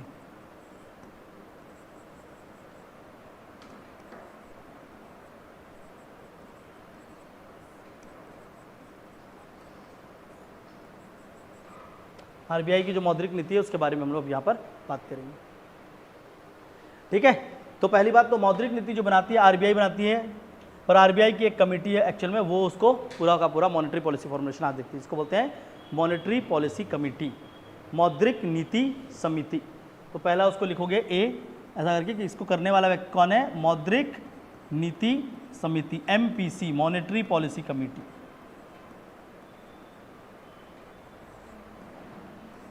मॉनेटरी पॉलिसी कमेटी, मौद्रिक नीति समिति। ये तो क्रॉसवर्ड टाइप का लग रहा है, नीति समिति, मौद्रिक नीति समिति। थोड़ा समझते हैं कि क्या है मॉनेटरी पॉलिसी कमेटी। ठीक है ना, पहले इसका मेंबरशिप देख लेते हैं। यहाँ क्वेश्चन पूछा जा सकता है ना, इस अभी तक नहीं पूछा है लेकिन पूछेगा अचानक से। तो इसमें जो सदस्य होते हैं मुख्य रूप से कितने होते हैं, 6 मेंबर बॉडी है। मेनली इसमें क्या होते हैं, 6 परमानेंट मेंबर या उसमें 6 मेंबर बॉडी है, तो 6 मेंबर्स होते हैं इसमें। जिस समिति में 3 सदस्य किसके हैं, सरकार के होते हैं, गवर्नमेंट के, अपॉइंटेड बाय गवर्नमेंट, सरकार के द्वारा नियुक्त किए हुए, अपॉइंटेड या सकते हैं नॉमिनेटेड, मनोनीत भी कर सकती है सरकार, नॉमिनेटेड और अपॉइंटेड, नॉमिनेटेड और अपॉइंटेड बाय द गवर्नमेंट। और जो 3 सदस्य होते हैं बचे हुए वो किसके होते हैं, आरबीआई एंड इट्स मेंबर, तो they are the members of RBI, members of RBI, RBI के इसमें सदस्य होते हैं, जिसमें से 2+1 इस तरीके का एक स्ट्रक्चर बनता है, 2+1। जो एक है वो कौन है, गवर्नर, आरबीआई का गवर्नर इसका सदस्य होता ही है, गवर्नर ऑफ आरबीआई। ठीक है, तो पहली बात तो 6 मेंबर बॉडी होता है। नंबर 2, चेयरपर्सन इसका जो प्रमुख होता है, चेयरमैन, वो कौन होता है, आरबीआई का governor. It is shared by the RBI governor, तो आरबीआई का जो गवर्नर होता है जो उसका प्रमुख होता है। तीसरा, जो भी यहां पर निर्णय लिए जाते हैं,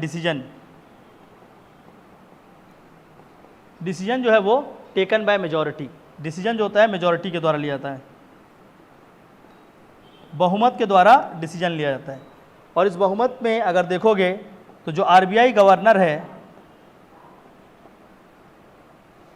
उसके पास होता है कास्टिंग वोट, जो गवर्नर है वो क्या करता है, उसके पास पहले इंस्टेंस में वोटिंग नहीं करता, उसके पास होता है कास्टिंग वोट, अंत में वो क्या करेगा, वोट लेगा।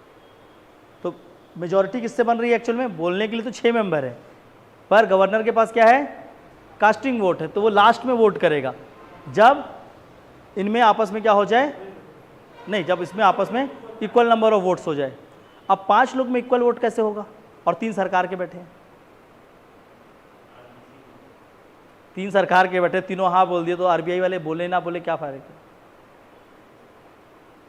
तो इस स्थिति में एक गवर्नर रिजाइन करेगा कि नहीं, तो कर दिए, इससे 2 गवर्नर रिजाइन कर दिए। आरबीआई से आज तक किसी गवर्नर ने रिजाइन नहीं किया था, 16 के बाद 2 गवर्नर लगातार रिजाइन कर दिए 1 साल के अंदर, उर्जित पटेल, रघुराम राजन कर दिए थे। कारण ये था, अब समझो कि कारण क्या था। तो इन लोगों ने बोला कि बहुमत होगा, मेजॉरिटी, और गवर्नर के पास कास्टिंग वोट होगा।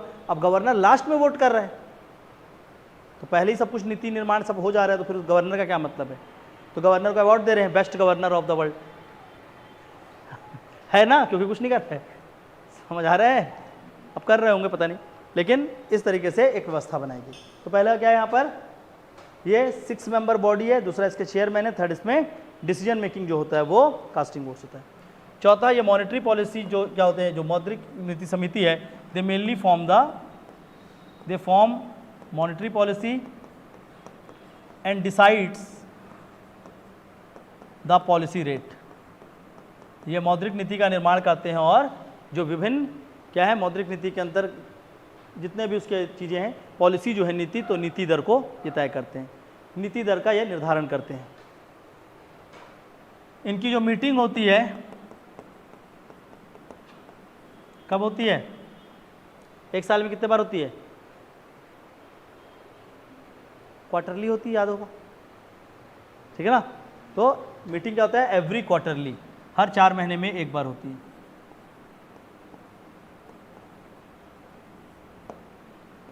ठीक है, तो एवरी क्वार्टरली ये मीटिंग करते हैं, जहाँ पर रेपो, रिवर्स रेपो, सबका वो नहीं होता दर का निर्धारण, वो वहीं पर करते हैं। तो एक समिति बना दी गई। पहले क्या करते थे, गवर्नर और आरबीआई वाले खुद करते थे, कोई नहीं बैठता था, आरबीआई गवर्नर खुद बैठकर अपने 3-4 लोगों के साथ करते थे, गवर्नर डिप्टी गवर्नर बैठकर। अभी क्या होता है कि गवर्नमेंट के लोग आते हैं और फिर मिलकर करते हैं।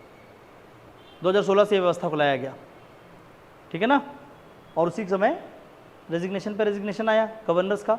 तो इस कारण से तो ये आपका मॉनेटरी पॉलिसी कमेटी जो आज के डेट में इंडिया की मॉनेटरी पॉलिसी को बनाती है। तो आरबीआई बना रही कि सरकार बना रही हो तो बात की बात है। अब देख लो इसलिए बार बार क्या चिल्ला रहे हैं, इंस्टीट्यूशनल हाईजैकिंग, कि जो हमारे संस्थाएं हैं इसको सरकार ने क्या कर लिया है, अपने हाथ में ले लिया है और उसको किसी भी तरीके से काम करने नहीं दिया जा रहा। इसलिए बोला जा रहा था फर्स्ट इंस्टीट्यूशन जिसकी हाईजैकिंग हुई थी वो आरबीआई ही था, सबसे पहला जो था वो यही था। हाँ, अब धीरे धीरे जो भी आ रहा है, लेकिन सबसे पहला ये था। और उसी समय से धीरे धीरे इसके बारे में कहीं पर बात ही नहीं उठा, इसके ऊपर जितना बात उठता उतना बेहतर था। खैर उस समय उठा नहीं, उस समय अलग वेव था ना, अभी का तो वेव कम हुआ है। अभी ऐसी होता तो सब बात उठाते, उस टाइम पे तो बात ही अलग थी। अभी भी देखो चुनाव आयोग में भी क्या कर दिया गया, अब जो चीफ को चुना जाएगा सरकार के लोग चुन लेंगे, तो ठीक है चुन लो, फिर कुछ दिन बाद बोलेंगे जज को भी, पीछे तो जज के भी पड़े हुए हैं ना। चल क्या क्या, तो अभी वही वजह, सरकार बनाम चंद्रचूड़ चल रहा है, ठीक है ना। जब तक चीफ जस्टिस चंद्रचूड़ खड़े हैं तब तक चीज़ें ठीक थोड़ी सारी ठीक हो रही है। चलो खैर कोई नहीं। अब आते हैं मॉनेटरी पॉलिसी। उद्देश्य पता है, उसके दो उद्देश्य होते हैं, लिख लो। Objectives of monetary policy already लिख चुके हैं ना, control of credit flow and price stabilisation, that is to control the inflation. ठीक है, अब ये जो क्रेडिट फ्लो होता है इसको रोकने के लिए या उसको करने के लिए, अच्छा एक और भी था आरबीआई में, चलो तो उसके दो उद्देश्य देखे थे। पहला क्या है, क्रेडिट फ्लो,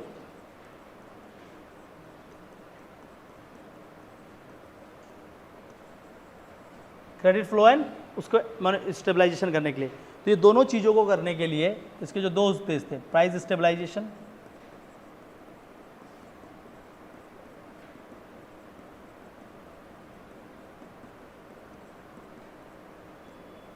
ये दोनों को करने के लिए आरबीआई क्या करती है, मौद्रिक नीति में दो तरह के निर्णय लेती है, या बोल सकते हैं कि इन दोनों को करने के लिए वो अपने मॉनेटरी पॉलिसी टूल्स, राजकोषीय नीति के उपकरणों का प्रयोग करती है।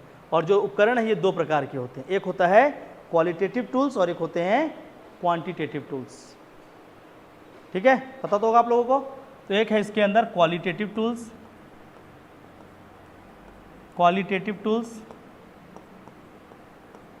और एक है क्वांटिटेटिव।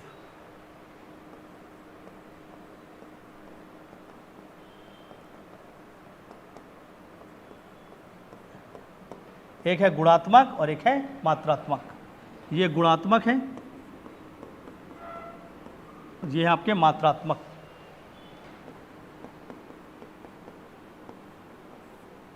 गुणात्मक और मात्रात्मक। अच्छा, इसमें से किसको प्रत्यक्ष बोलते हैं और किसको अप्रत्यक्ष बोलते हैं? डायरेक्ट कौन सा है? क्वालिटेटिव क्या है? वो बोल रहे हैं अप्रत्यक्ष और ये बोल रहे हैं डायरेक्ट है। क्वालिटेटिव क्या होता है? Indirect. Qualitative are called as indirect.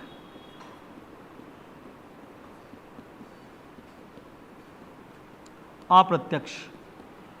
और जो क्वांटिटेटिव होता है इसको बोलते हैं डायरेक्ट या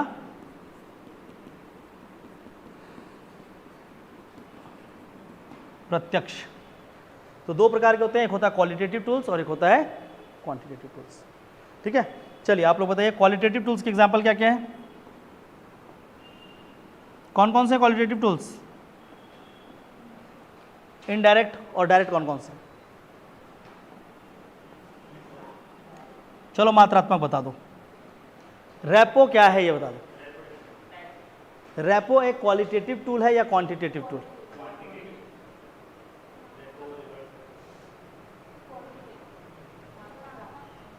क्या है? क्वांटिटेटिव है रेपो, पक्का? हाँ, मैं नहीं आपसे पूछ रहा हूं।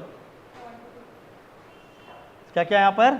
CRR, SLR, repo, reverse repo, open market operation, bank दर, बैंक रेट। ठीक है, बैंक रेट के बाद आपका CRR, SLR, repo, reverse repo लिखो, OMO, बैंक रेट के बाद आपका आएगा MSF, marginal standing facilities, MSF अभी लिख लो, बस समझा रहा हूँ। ठीक है, तो ये क्या है? ये कुछ क्वांटिटेटिव टूल्स हैं जो कि क्या है? डायरेक्ट टूल्स हैं। और एक तरफ होते हैं इनडायरेक्ट टूल्स। चलो इनडायरेक्ट टूल्स क्या क्या है?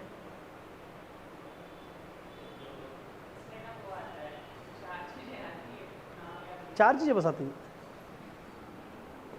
एक हो गया क्रेडिट कंट्रोल, क्रेडिट कंट्रोल जिसके अंदर एक इंपॉर्टेंट चीज़ है पीएसएल, प्राथमिक क्षेत्र साख, priority sector landing, priority sector landing. Credit control में पहला प्रायोरिटी सेक्टर लैंडिंग, प्राथमिक क्षेत्र का जो साख है, ठीक है, बहुत इंपॉर्टेंट होता है। दूसरा, हाँ, down payment requirement, down payment बोलते हैं, down payment, down payment requirement.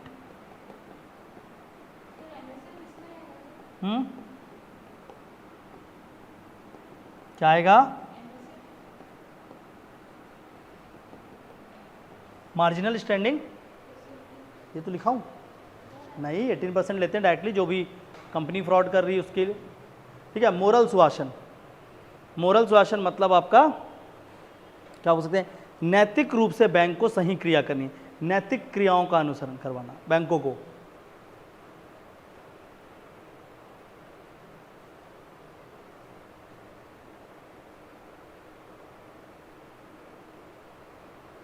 क्योंकि मेनली उसको समझना है, इसमें से इतना 3 भी काफ़ी होगा, ठीक है। तो एक होगा आपका क्रेडिट कंट्रोल, दूसरा होगा डाउन पेमेंट रिक्वायरमेंट, एक होगा आपका मोरल सुशासन, नैतिक रूप से बैंक जो है वो अपने कार्यों को सही रूप में करे, ये उससे उम्मीद करवाता है आरबीआई, आरबीआई उसको उम्मीद करता है, ठीक है। बैंकों को इसी के अंतर्गत वो क्या करेगा, निर्देश भी जारी कर देगा कि भाई आप लोग देख लो। तो इस 2 तरीके से वो क्या करता है, बाजार को नियंत्रित करने के लिए, या बोल सकते हैं बैंक या बाजार या मार्केट सभी चीज़ों पे क्रेडिट फ्लो और साथ साथ जो इन्फ्लेशन है दोनों को कंट्रोल करने का प्रयास करता है। तो एक एक करके इनको समझते हैं, ठीक है। तो सबसे पहले आता है प्रायोरिटी सेक्टर लैंडिंग, समझ लो अच्छे से, प्रायोरिटी सेक्टर लैंडिंग ये भी बहुत इंपॉर्टेंट चीज़ है। प्राथमिक क्षेत्र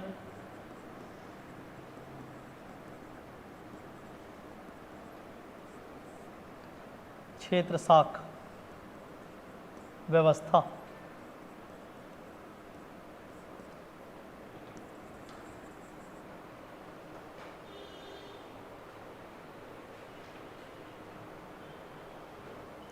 ठीक है।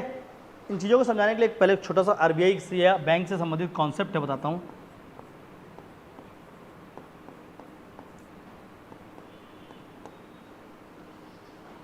इसको ANBC लिखना, लिखते हैं, दोनों लिख सकते हैं, ABNC भी लिखते हैं और ANBC भी लिखते हैं। इसका अर्थ होता है एडजस्टेड नेट बैंक क्रेडिट। पहले शब्दों को समझना है, क्या करके बता रहा हूँ। इसको बोलते हैं आपका adjusted net bank credit. Hindi बताऊंगा इसका, रुक जाओ पहले समझ लो, है ना। एडजस्टेड नेट बैंक क्रेडिट मतलब किसी बैंक के द्वारा दिए जाने वाला जो क्रेडिट, मतलब जो लोन है, जितना भी वो लोन बांटना चाह रहा है वो अमाउंट कितना है। तो देखो क्या होता है कि कोई एक बैंक है, एक बैंक है, बैंक ने क्या किया, पूरा बिजनेस किया, सब कुछ हुआ, बैंक के पास टोटल पैसा, टोटल सेविंग या टोटल अमाउंट जो है बैंक के पास, मान लेते हैं वो है 10,000 करोड़, 10,000 करोड़ ऐसा लिख लेते हैं, स्लैंग में लिखते हैं ना, कि उसके बाद 10,000 करोड़ रुपए। तो 10,000 करोड़ रुपए पूरा बैंक क्या नहीं करेगा, लोन पे नहीं दे सकता। इसमें से क्या होगा, कुछ एक अमाउंट होगा जिस अमाउंट को वो सेव करके रखेगा अपने पास, सेव, कुछ एक अमाउंट होगा जिसमें वो अपने जो भी इसके स्टेक होल्डर्स होंगे उनको प्रॉफिट देगा, सैलरी पटाएगा, वो सारा चीज़ होगा। और एक कोई पैसा होगा, सपोज कर लेते हैं वो 5,000 करोड़ है, जिसको ये क्या करने चाह रहा है, लोन में, मतलब इतना ही पैसा उसके पास है जिसको वो लोन में घुमाएगा। तो जितने पैसे को वो क्या करेगा, लोन पे घुमाएगा, उसको बोलते हैं adjusted net bank credit. Bank के द्वारा दिए जाने वाला लोन का अमाउंट, उसको बोलते हैं ANBC, adjusted bank net credit. लिख लो उसको ऐसी, ANBC ही लिख लो ना, समझना है इसको शब्दों को। बैंक द्वारा दिए जाने वाला लोन का जो क्या है, राशि है, जितना वो पे करेगा, ठीक है। तो प्रायोरिटी सेक्टर लैंडिंग नॉर्म्स के अंदर आरबीआई क्या बोलता है समझना है। इस टूल के अंदर आरबीआई बोलता है कि कोई भी कमर्शियल बैंक या शेड्यूल कमर्शियल बैंक है, कोई भी बैंक, तो आरबीआई बोलता है प्रायोरिटी सेक्टर लैंडिंग के अंदर कि जो बैंक हैं वो अपने कुल बैंक जो है वो अपने टोटल एएनबीसी के 40% 40% अमाउंट को, ठीक है, जो टोटल इनका एएनबीसी होगा उसका 40% अमाउंट जो है must be given as credit, given as credit to priority sector. RBI बोलता है कि जो एक बैंक है वो अपने कुल बांटे जाने वाले लोन के राशि का 40% कम से कम साख के रूप में प्राथमिक क्षेत्र को अंबाटित करे, साख के रूप में प्राथमिक क्षेत्र को अंबाटित करे। इसका अंबाटन कहां पर होगा? प्राथमिक क्षेत्र। नहीं तो ऐसा क्या होगा? अब देखो ये करने की क्या जरूरत है, क्यों करवा रहा है आरबीआई ऐसा? ताकि सभी को उस लोन का अंश मिल सके। नहीं तो क्या होता, अब एक बैंक होती, ठीक है, अब बैंक के पास हम लोग सब जाते, आप मैं भी जाता और आप लोग भी जाते, आपको नहीं ले जा पाऊंगा सॉरी, नहीं तो उनको दे देता ठीक है, मतलब वो एक्सेप्शन है ना भाई, 200 एकड़ अलग होता है, ठीक है, बाकी लोग के साथ ठीक है, इनको भी मेरे को लगता है अलग करना पड़ेगा, इसको भी दे देंगे नहीं तो, ठीक है, नहीं ऐसा नहीं करते, ठीक है। तो ऐसा क्या होता है कि सपोज करो 10 लोग हैं, अब सपोज करो ना कि आप बैंक के कर्मचारी हो, आप एक बैंक के ओनर हो और आपके पास 1 2 3 4 4 व्यक्ति आए। पहला व्यक्ति वो है जिसका मंथली इनकम, ठीक है ना, मंथली इनकम कितना है? 5,000 रुपये है। दूसरा व्यक्ति आया है, इसका मंथली इनकम 15,000 है। तीसरा व्यक्ति आया है, इनका मंथली इनकम 5 लाख है, ठीक है, और ये हैं जो चौथे व्यक्ति, इनका मंथली इनकम 200 एकड़ है, ठीक है मतलब 1 करोड़ है मान लेते हैं, ठीक है, 1 CR है। अब मैं बोल रहा हूँ कि आपको लोन देना है, एज अ बैंक ओनर आप लोन दे दीजिए, और अगर कुल पैसा है 50 लाख रुपए ही लोन बांटने हैं, तो आप किसको दोगे? 15,000 वाले को दे दोगे, इसीलिए डुबा देगी पूरा बैंक डुबा दोगे आप तो।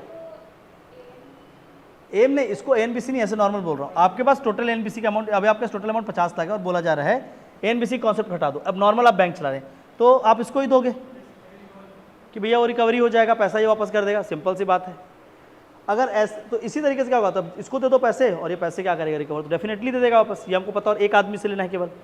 अब मैं इसको बांटता ये तो 10 लोगों को बांटा जाता, फिर 10 लोगों से रिकवरी करो, उसमें से एक ने भी डिफॉल्ट किया तो पैसा नहीं आएगा, ये समस्या होती। तो इस समस्याओं के कारण बैंक वाले क्या करते हैं, जो लोन होता है वो जो बड़े ग्राहक होते हैं उनको दे देते हैं, उन्हीं लोग को मिल गया। तो जब बड़े लोग जिनके पास पैसे ऑलरेडी, उनको भी साख भी उन्हीं को दे दिया और बाकी लोग को नहीं मिला, तो अल्टीमेटली वो लोग क्या करने वाले हैं, जो बचे हुए हैं उनको कभी पैसा ही नहीं मिलेगा, और पैसा नहीं मिलेगा तो फिर कहाँ जाएंगे? साहूकार के पास जाएंगे, तो डेट ट्रैप में फंसेंगे, इकॉनमी खराब होगी। तो आरबीआई ने एक व्यवस्था दे दी कि जो प्राथमिक क्षेत्र में कार्य है, प्राथमिक क्षेत्र के कार्य कृषि वगैरह, तो वहाँ के लोगों को 40% धन को उसको दिया जाए। उसमें भी कृषक बैठे हुए हैं 200 एकड़ वाले, ठीक है, वहाँ भी बैठे हुए हैं, वो लोग ले रहे हैं उनका भी साख का पैसा। तो अल्टीमेटली क्या हो रहा है, मिल नहीं पा रहा है, क्योंकि उनको ही पता है। इसलिए क्या होता है, हमेशा हर बैंक में जाओगे ना तो बैंक वाले बाकी समय खाली बैठेंगे, मार्च के महीने में जाना, बोलेंगे मार्च रश बोलते हैं, बैंक का उसको बोलते हैं मार्च रश। मार्च रश होता है जहाँ पर बैंक को अपने साल का टारगेट पूरा करना होता है। अब आरबीआई ने बोला है कि आप अपने इसमें से 2,000 करोड़ रुपये का प्राथमिक में ही बांटोगे। तो अब एक बैंक ने बताया कि शुरू से वो अच्छा लोन बांट रहा है, खूब लोन बांट रहा है, अब उसने लोन बांट दिया 90,000 करोड़ का, मानते 90,000 करोड़ का उसने लोन बांट दिया। कब तक? जनवरी तक। और इस 90,000 में केवल 10,000 करोड़ रुपए किसको दिया था? प्राथमिक क्षेत्र को, मानते प्रायोरिटी सेक्टर। बाकी अमीरों को और बाकी ऐसे लोगों को देते जो काफ़ी बड़े थे, बिजनेसमैन, उन लोग आए और अपना लोन करवा के ले गए। अब जब आरबीआई के पास ये रिपोर्ट सबमिट करेगा तो वो इसको डिफॉल्ट मानेगा या फाइन लगा देगा। तो लोग क्या करते हैं, लास्ट के महीने में इससे खोजते हैं लोगों को जो इनका लोन ले ले। समझ आ रहे हैं? तो बैंक वाले भी ये क्या करते हैं, घपला करते हैं। यही बैंक वालों की सबसे बड़ी कमियां हैं।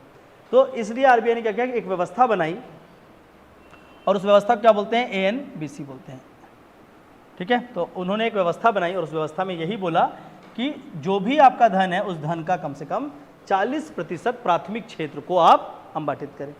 उनको आवंटन किया जाए और वहाँ पर वो पैसे जाएगा तो उस क्षेत्र का विकास होगा।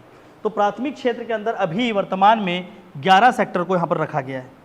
11 क्षेत्र जो है आज वर्तमान में प्राथमिक क्षेत्र की श्रेणी में आते हैं। आरबीआई के सीधा आप स्टेटमेंट खोलोगे तो वहाँ पर भी मिल जाएंगे इनके नाम, पर कुछ के नाम लिखवा दे रहा हूँ ताकि आपका आंसर बन जाए। तो पहला लिख लो कृषि, एग्रीकल्चर, एग्रीकल्चर, उसके अंदर ब्रैकेट में लिखना small and marginal farmer and medium farmer, small marginal and medium farmer. नैतिक दबाव, sir CRR is a direct tool, हाँ डायरेक्ट ही, तो डायरेक्ट में तो कोई दिक्कत ही नहीं है ना, ठीक है ऑनलाइन जी। चलो तो क्या है, पहले लिखो एग्रीकल्चर, और एग्रीकल्चर के अंदर क्या है small marginal and medium farmer. तो ये तीनों कृषक को, वैसे तो लार्ज कृषक भी ले सकते हैं है ना, तो कृषकों को दिया जाता है इसमें लोन।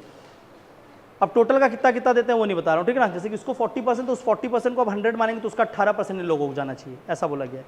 फिर सेकंड लिखेंगे रिन्यूएबल एनर्जी, नवनीकृत ऊर्जा के क्षेत्र में।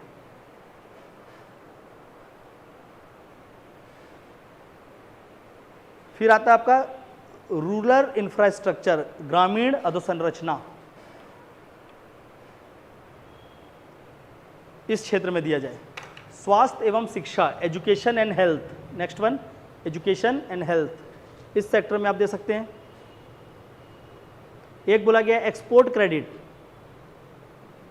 एक्सपोर्ट क्रेडिट, निर्यात,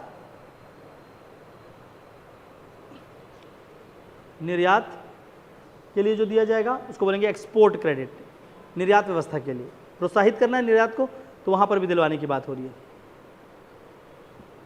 ठीक है। ये कुछ एग्जांपल्स बता दिया मैंने आपको, इसको ध्यान रखेंगे।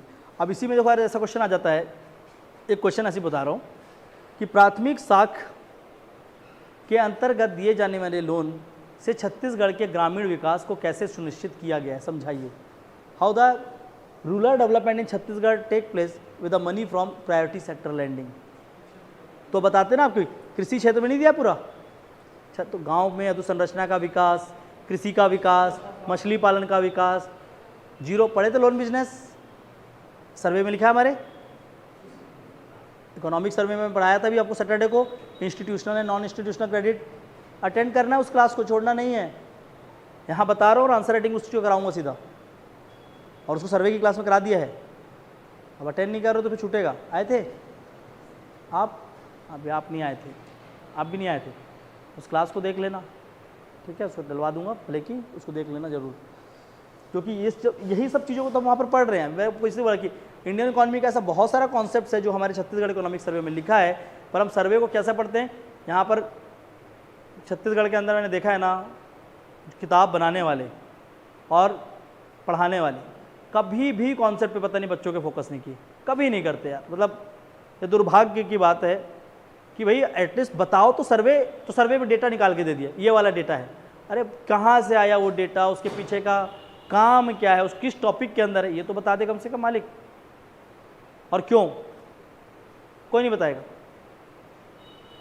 समझ रहे? अब देखो ये एक्चुअल में लिखा हुआ है सर्वे के अंदर, लेकिन आप सर्वे में कोई खोज के नहीं दिखा पाएगा, और मैं आपको बता रहा हूँ कहाँ पे दिया है, समझ आ रहा है? तो इस फैसिलिटी के अंदर क्या दिया जाता है, साख दिया जाता है जिसका 40% क्या करना है प्रायोरिटी सेक्टर में, ताकि भारत में एक बैलेंस डेवलपमेंट हो, इनइक्वालिटी ना आए।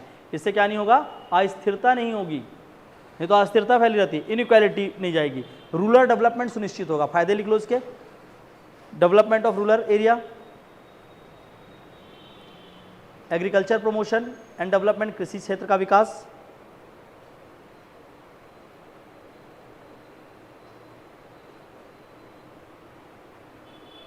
इट ब्रिज द इनइक्वालिटी, ठीक है ना, असमानताओं को कम करेगा,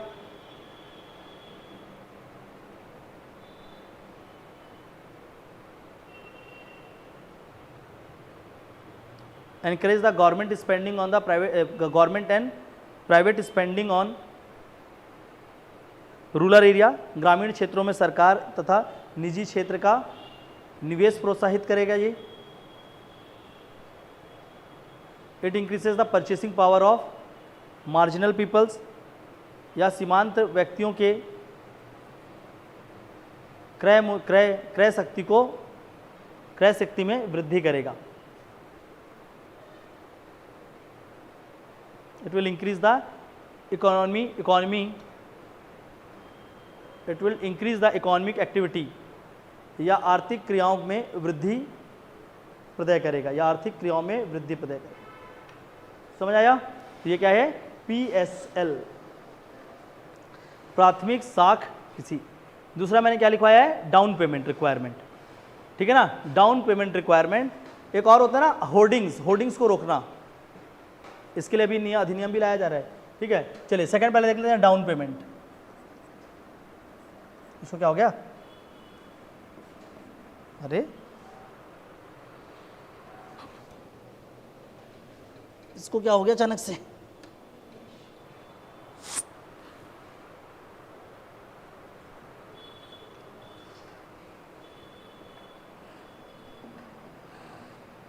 वो यहां से नहीं था, मैं सोच रहा चल ही नहीं रहा है। अरे यार, चलो सेकंड क्या था हमारा? Down payment. कितना हो गया टाइम? 5 6 हो गए। अरे मॉनेटरी पॉलिसी खत्म नहीं कर पाए? नहीं यार, करना तो पड़ेगा। चलो डाउन पेमेंट, ऐसे तो बहुत स्लो हो जाएगा, नहीं तो कल से फिर इकोनॉमी को भी फास्ट पढ़ाना पड़ जाएगा। एनीवे ट्राई करते हैं। डाउन पेमेंट क्या होता है? डाउन पेमेंट जब कोई एक लोन दिया जाता है तो उसमें लोन या कोई भी नई वस्तु खरीदते, जैसे कि सपोज करो, एग्जांपल देता हूँ, पहले डाउन पेमेंट को समझते हैं। क्या खरीदना है? कार खरीदना है, ठीक है। एक व्यक्ति को एक कार खरीदना है, और कार कौन सा है? Rolls Royce.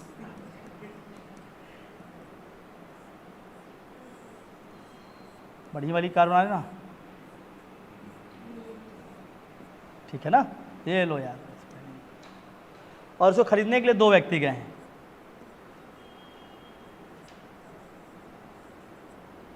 डॉली चाय वाला, ठीक है। अरे यार, पहला कौन है? डॉली चाय वाला खरीद ले रहा है, लेकिन वो, हाँ, दूसरा कौन है? हाँ, वड़ा पाव वाला, ये भी ले लिया। ये इन लोग अपना खुद का ना वैल्यू गिरा रहे हैं, ठीक है। खैर मैं ये नहीं बोलूँगा। तो एक तरफ कौन गया है? डॉली चाय वाला, ठीक है, और एक तरफ गया है केवल चाय वाला। समझ रहे हो? अरे मतलब नॉर्मल चाय वाला है यार, ये जो सच में चाय बेचता है। फिर डॉली चाय वाला, फिर एक तो बहुत ऊपर एक तो बहुत ऊपर, ठीक है। तो इस तरह चाय वाले लोगों का आजकल देखते हैं कि कौन सा चाय वाला खरीद पाएगा। डॉली चाय वाला जो है वो उसको खरीद लिया एक्चुअल में, और ये जो चाय वाला है, दोनों की पहले वे समझते हैं कि कितना कितना इनकी आमदनी है, दोनों की आमदनी समझते हैं। अब ये जो व्यक्ति है, ये व्यक्ति मंथली, महीने का ही मान लेते हैं, मंथली 1 करोड़ कमाता होगा, मान लेते हैं 1 CR। आजकल तो फेमस हो गया ना, ठीक है। और जो चाय वाला है उनका मंथली कितना होगा? वो तो नॉर्मल चाय वाले कितना होगा यार? हद हो गया। तो एक चाय वाला है जिसका मंथली है 60 रुपया, 60 नहीं 60-70 तो फिर सरकारी की आप वो सैलरी बता दिए, उतना नहीं है, ठीक है। कम और कम लगते थे ना, मान लेते 10,000 रुपये, अरे 10,000 रुपीज़ मान लेते हैं कि ये इतना कमाता है। अभी दोनों ने सपना देख लिया है कि हमें ये गाड़ी को खरीदनी। यहाँ पर क्या है, गाड़ी वाले ने बोला कि ठीक है आप डाउन पेमेंट पटाइए और चले जाइए।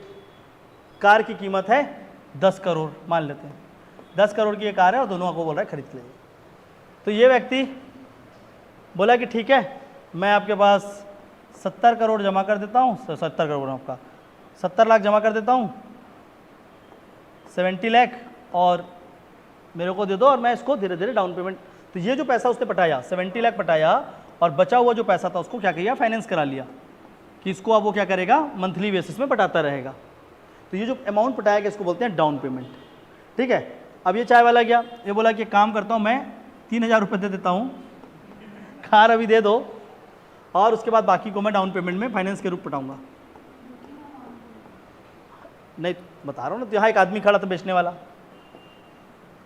तो उसने चाय वाले क्या बोला, डॉली चाय वाले से हाथ मिलाया, इसको बोला बाप पुरखा में देखा है सिंपल से एक ही बार बोला कि बाप पुरखा में देखा है कभी।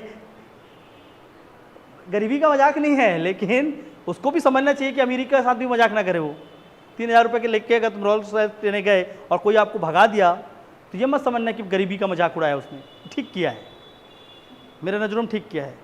इतना मजाक मत करो ना, थोड़ा सा अपना बढ़ा लो फिर जाओ, किसी चीज़ की एक वैल्यू होनी चाहिए। तो यहाँ पर क्या किया, यहाँ पर उसने गलत किया।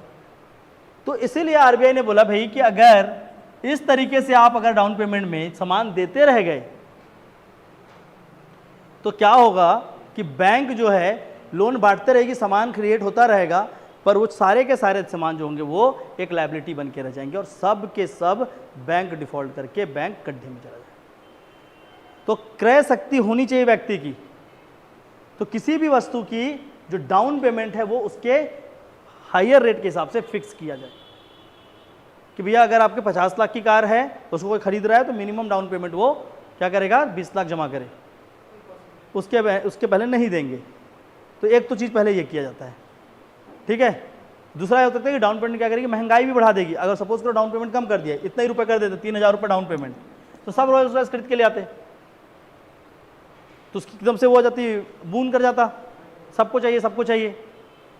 पर एक दिन पता चलता कि इसको सबको बना के दे दिया,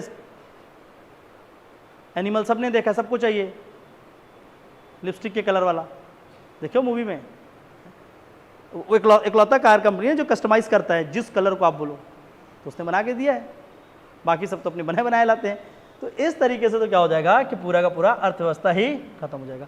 तो इसलिए आरबीआई क्या करता है कि जो डाउन पेमेंट रिक्वायरमेंट है वो मिनिमम एक फिक्स करता है किसी भी वस्तु के ऊपर बैंकों के माध्यम से कि इतना रुपए तक डाउन पेमेंट कोई पे करेगा तभी उसको बैंक फाइनेंस करेगी, तभी बैंक उसको क्रेडिट देगी।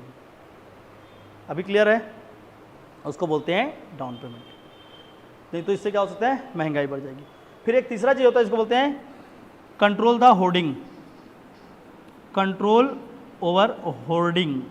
होर्डिंग मतलब जमाखोरी, जमाखोरी का नियंत्रण करना, कि वस्तुओं की अगर जमाखोरी होगी तो वस्तुओं का मूल्य अपने आप बढ़ जाएगा, प्राइस बढ़ जाएगा। अगर होल्ड करके रखेंगे, स्टोर करके रख दिए, ठीक है ना। अब बहुत सारे आलू को स्टोर करके रख दिया तो गांव में आलू नहीं मिल रहा है, फिर आदमी एक एक बोरा निकाल के बेच रहा है रोज 100 रुपये में।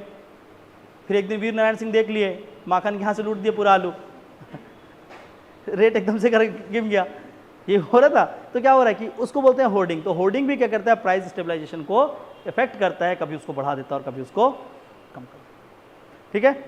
और उसके बाद फोर्थ क्या बताया था मैं, मोरल सुशासन। नैतिक रूप से बैंकों को क्या करता है, आदेश जारी करता है, नैतिक आदेश और नियमावली बना कर देता है जिसका अनुसरण किसको करना होता है, बैंकों को। तो it makes the banking rules and regulation which banks has to follow. बैंकों को उस रूल्स और रेगुलेशन को मानना पड़ता है, आरबीआई के निर्देश को सुनना पड़ता है। अगर आरबीआई के निर्देश को वो नहीं मानते तो आरबीआई उनको डी रजिस्टर भी कर सकता है। क्लियर है? तो ये क्या थे, कुछ क्वालिटेटिव टूल्स के बारे में हम लोग बात कर रहे थे। अब आता है क्वांटिटेटिव टूल्स, CRR, SLR वगैरह जो आते हैं, ठीक है। तो इसको भी आंसर राइटिंग वाली क्लास में कराता हूँ कि जो क्वांटिटेटिव टूल्स हैं CRR, SLR, ये सब किस तरीके से पढ़ना है, और उसका क्वेश्चन भी करा दूंगा और एक तरह से समझा भी दूंगा। या तो जो मेन टॉपिक से समझा चुका हूँ, बाकी को आंसर राइटिंग से करा दूँगा।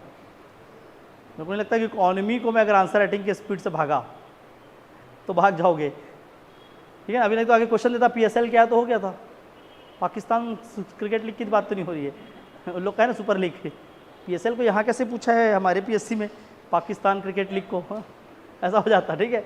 तो बहुत सारी ऐसी इकोनॉमी की चीज़ें हैं जिसको पढ़ने की ज़रूरत है।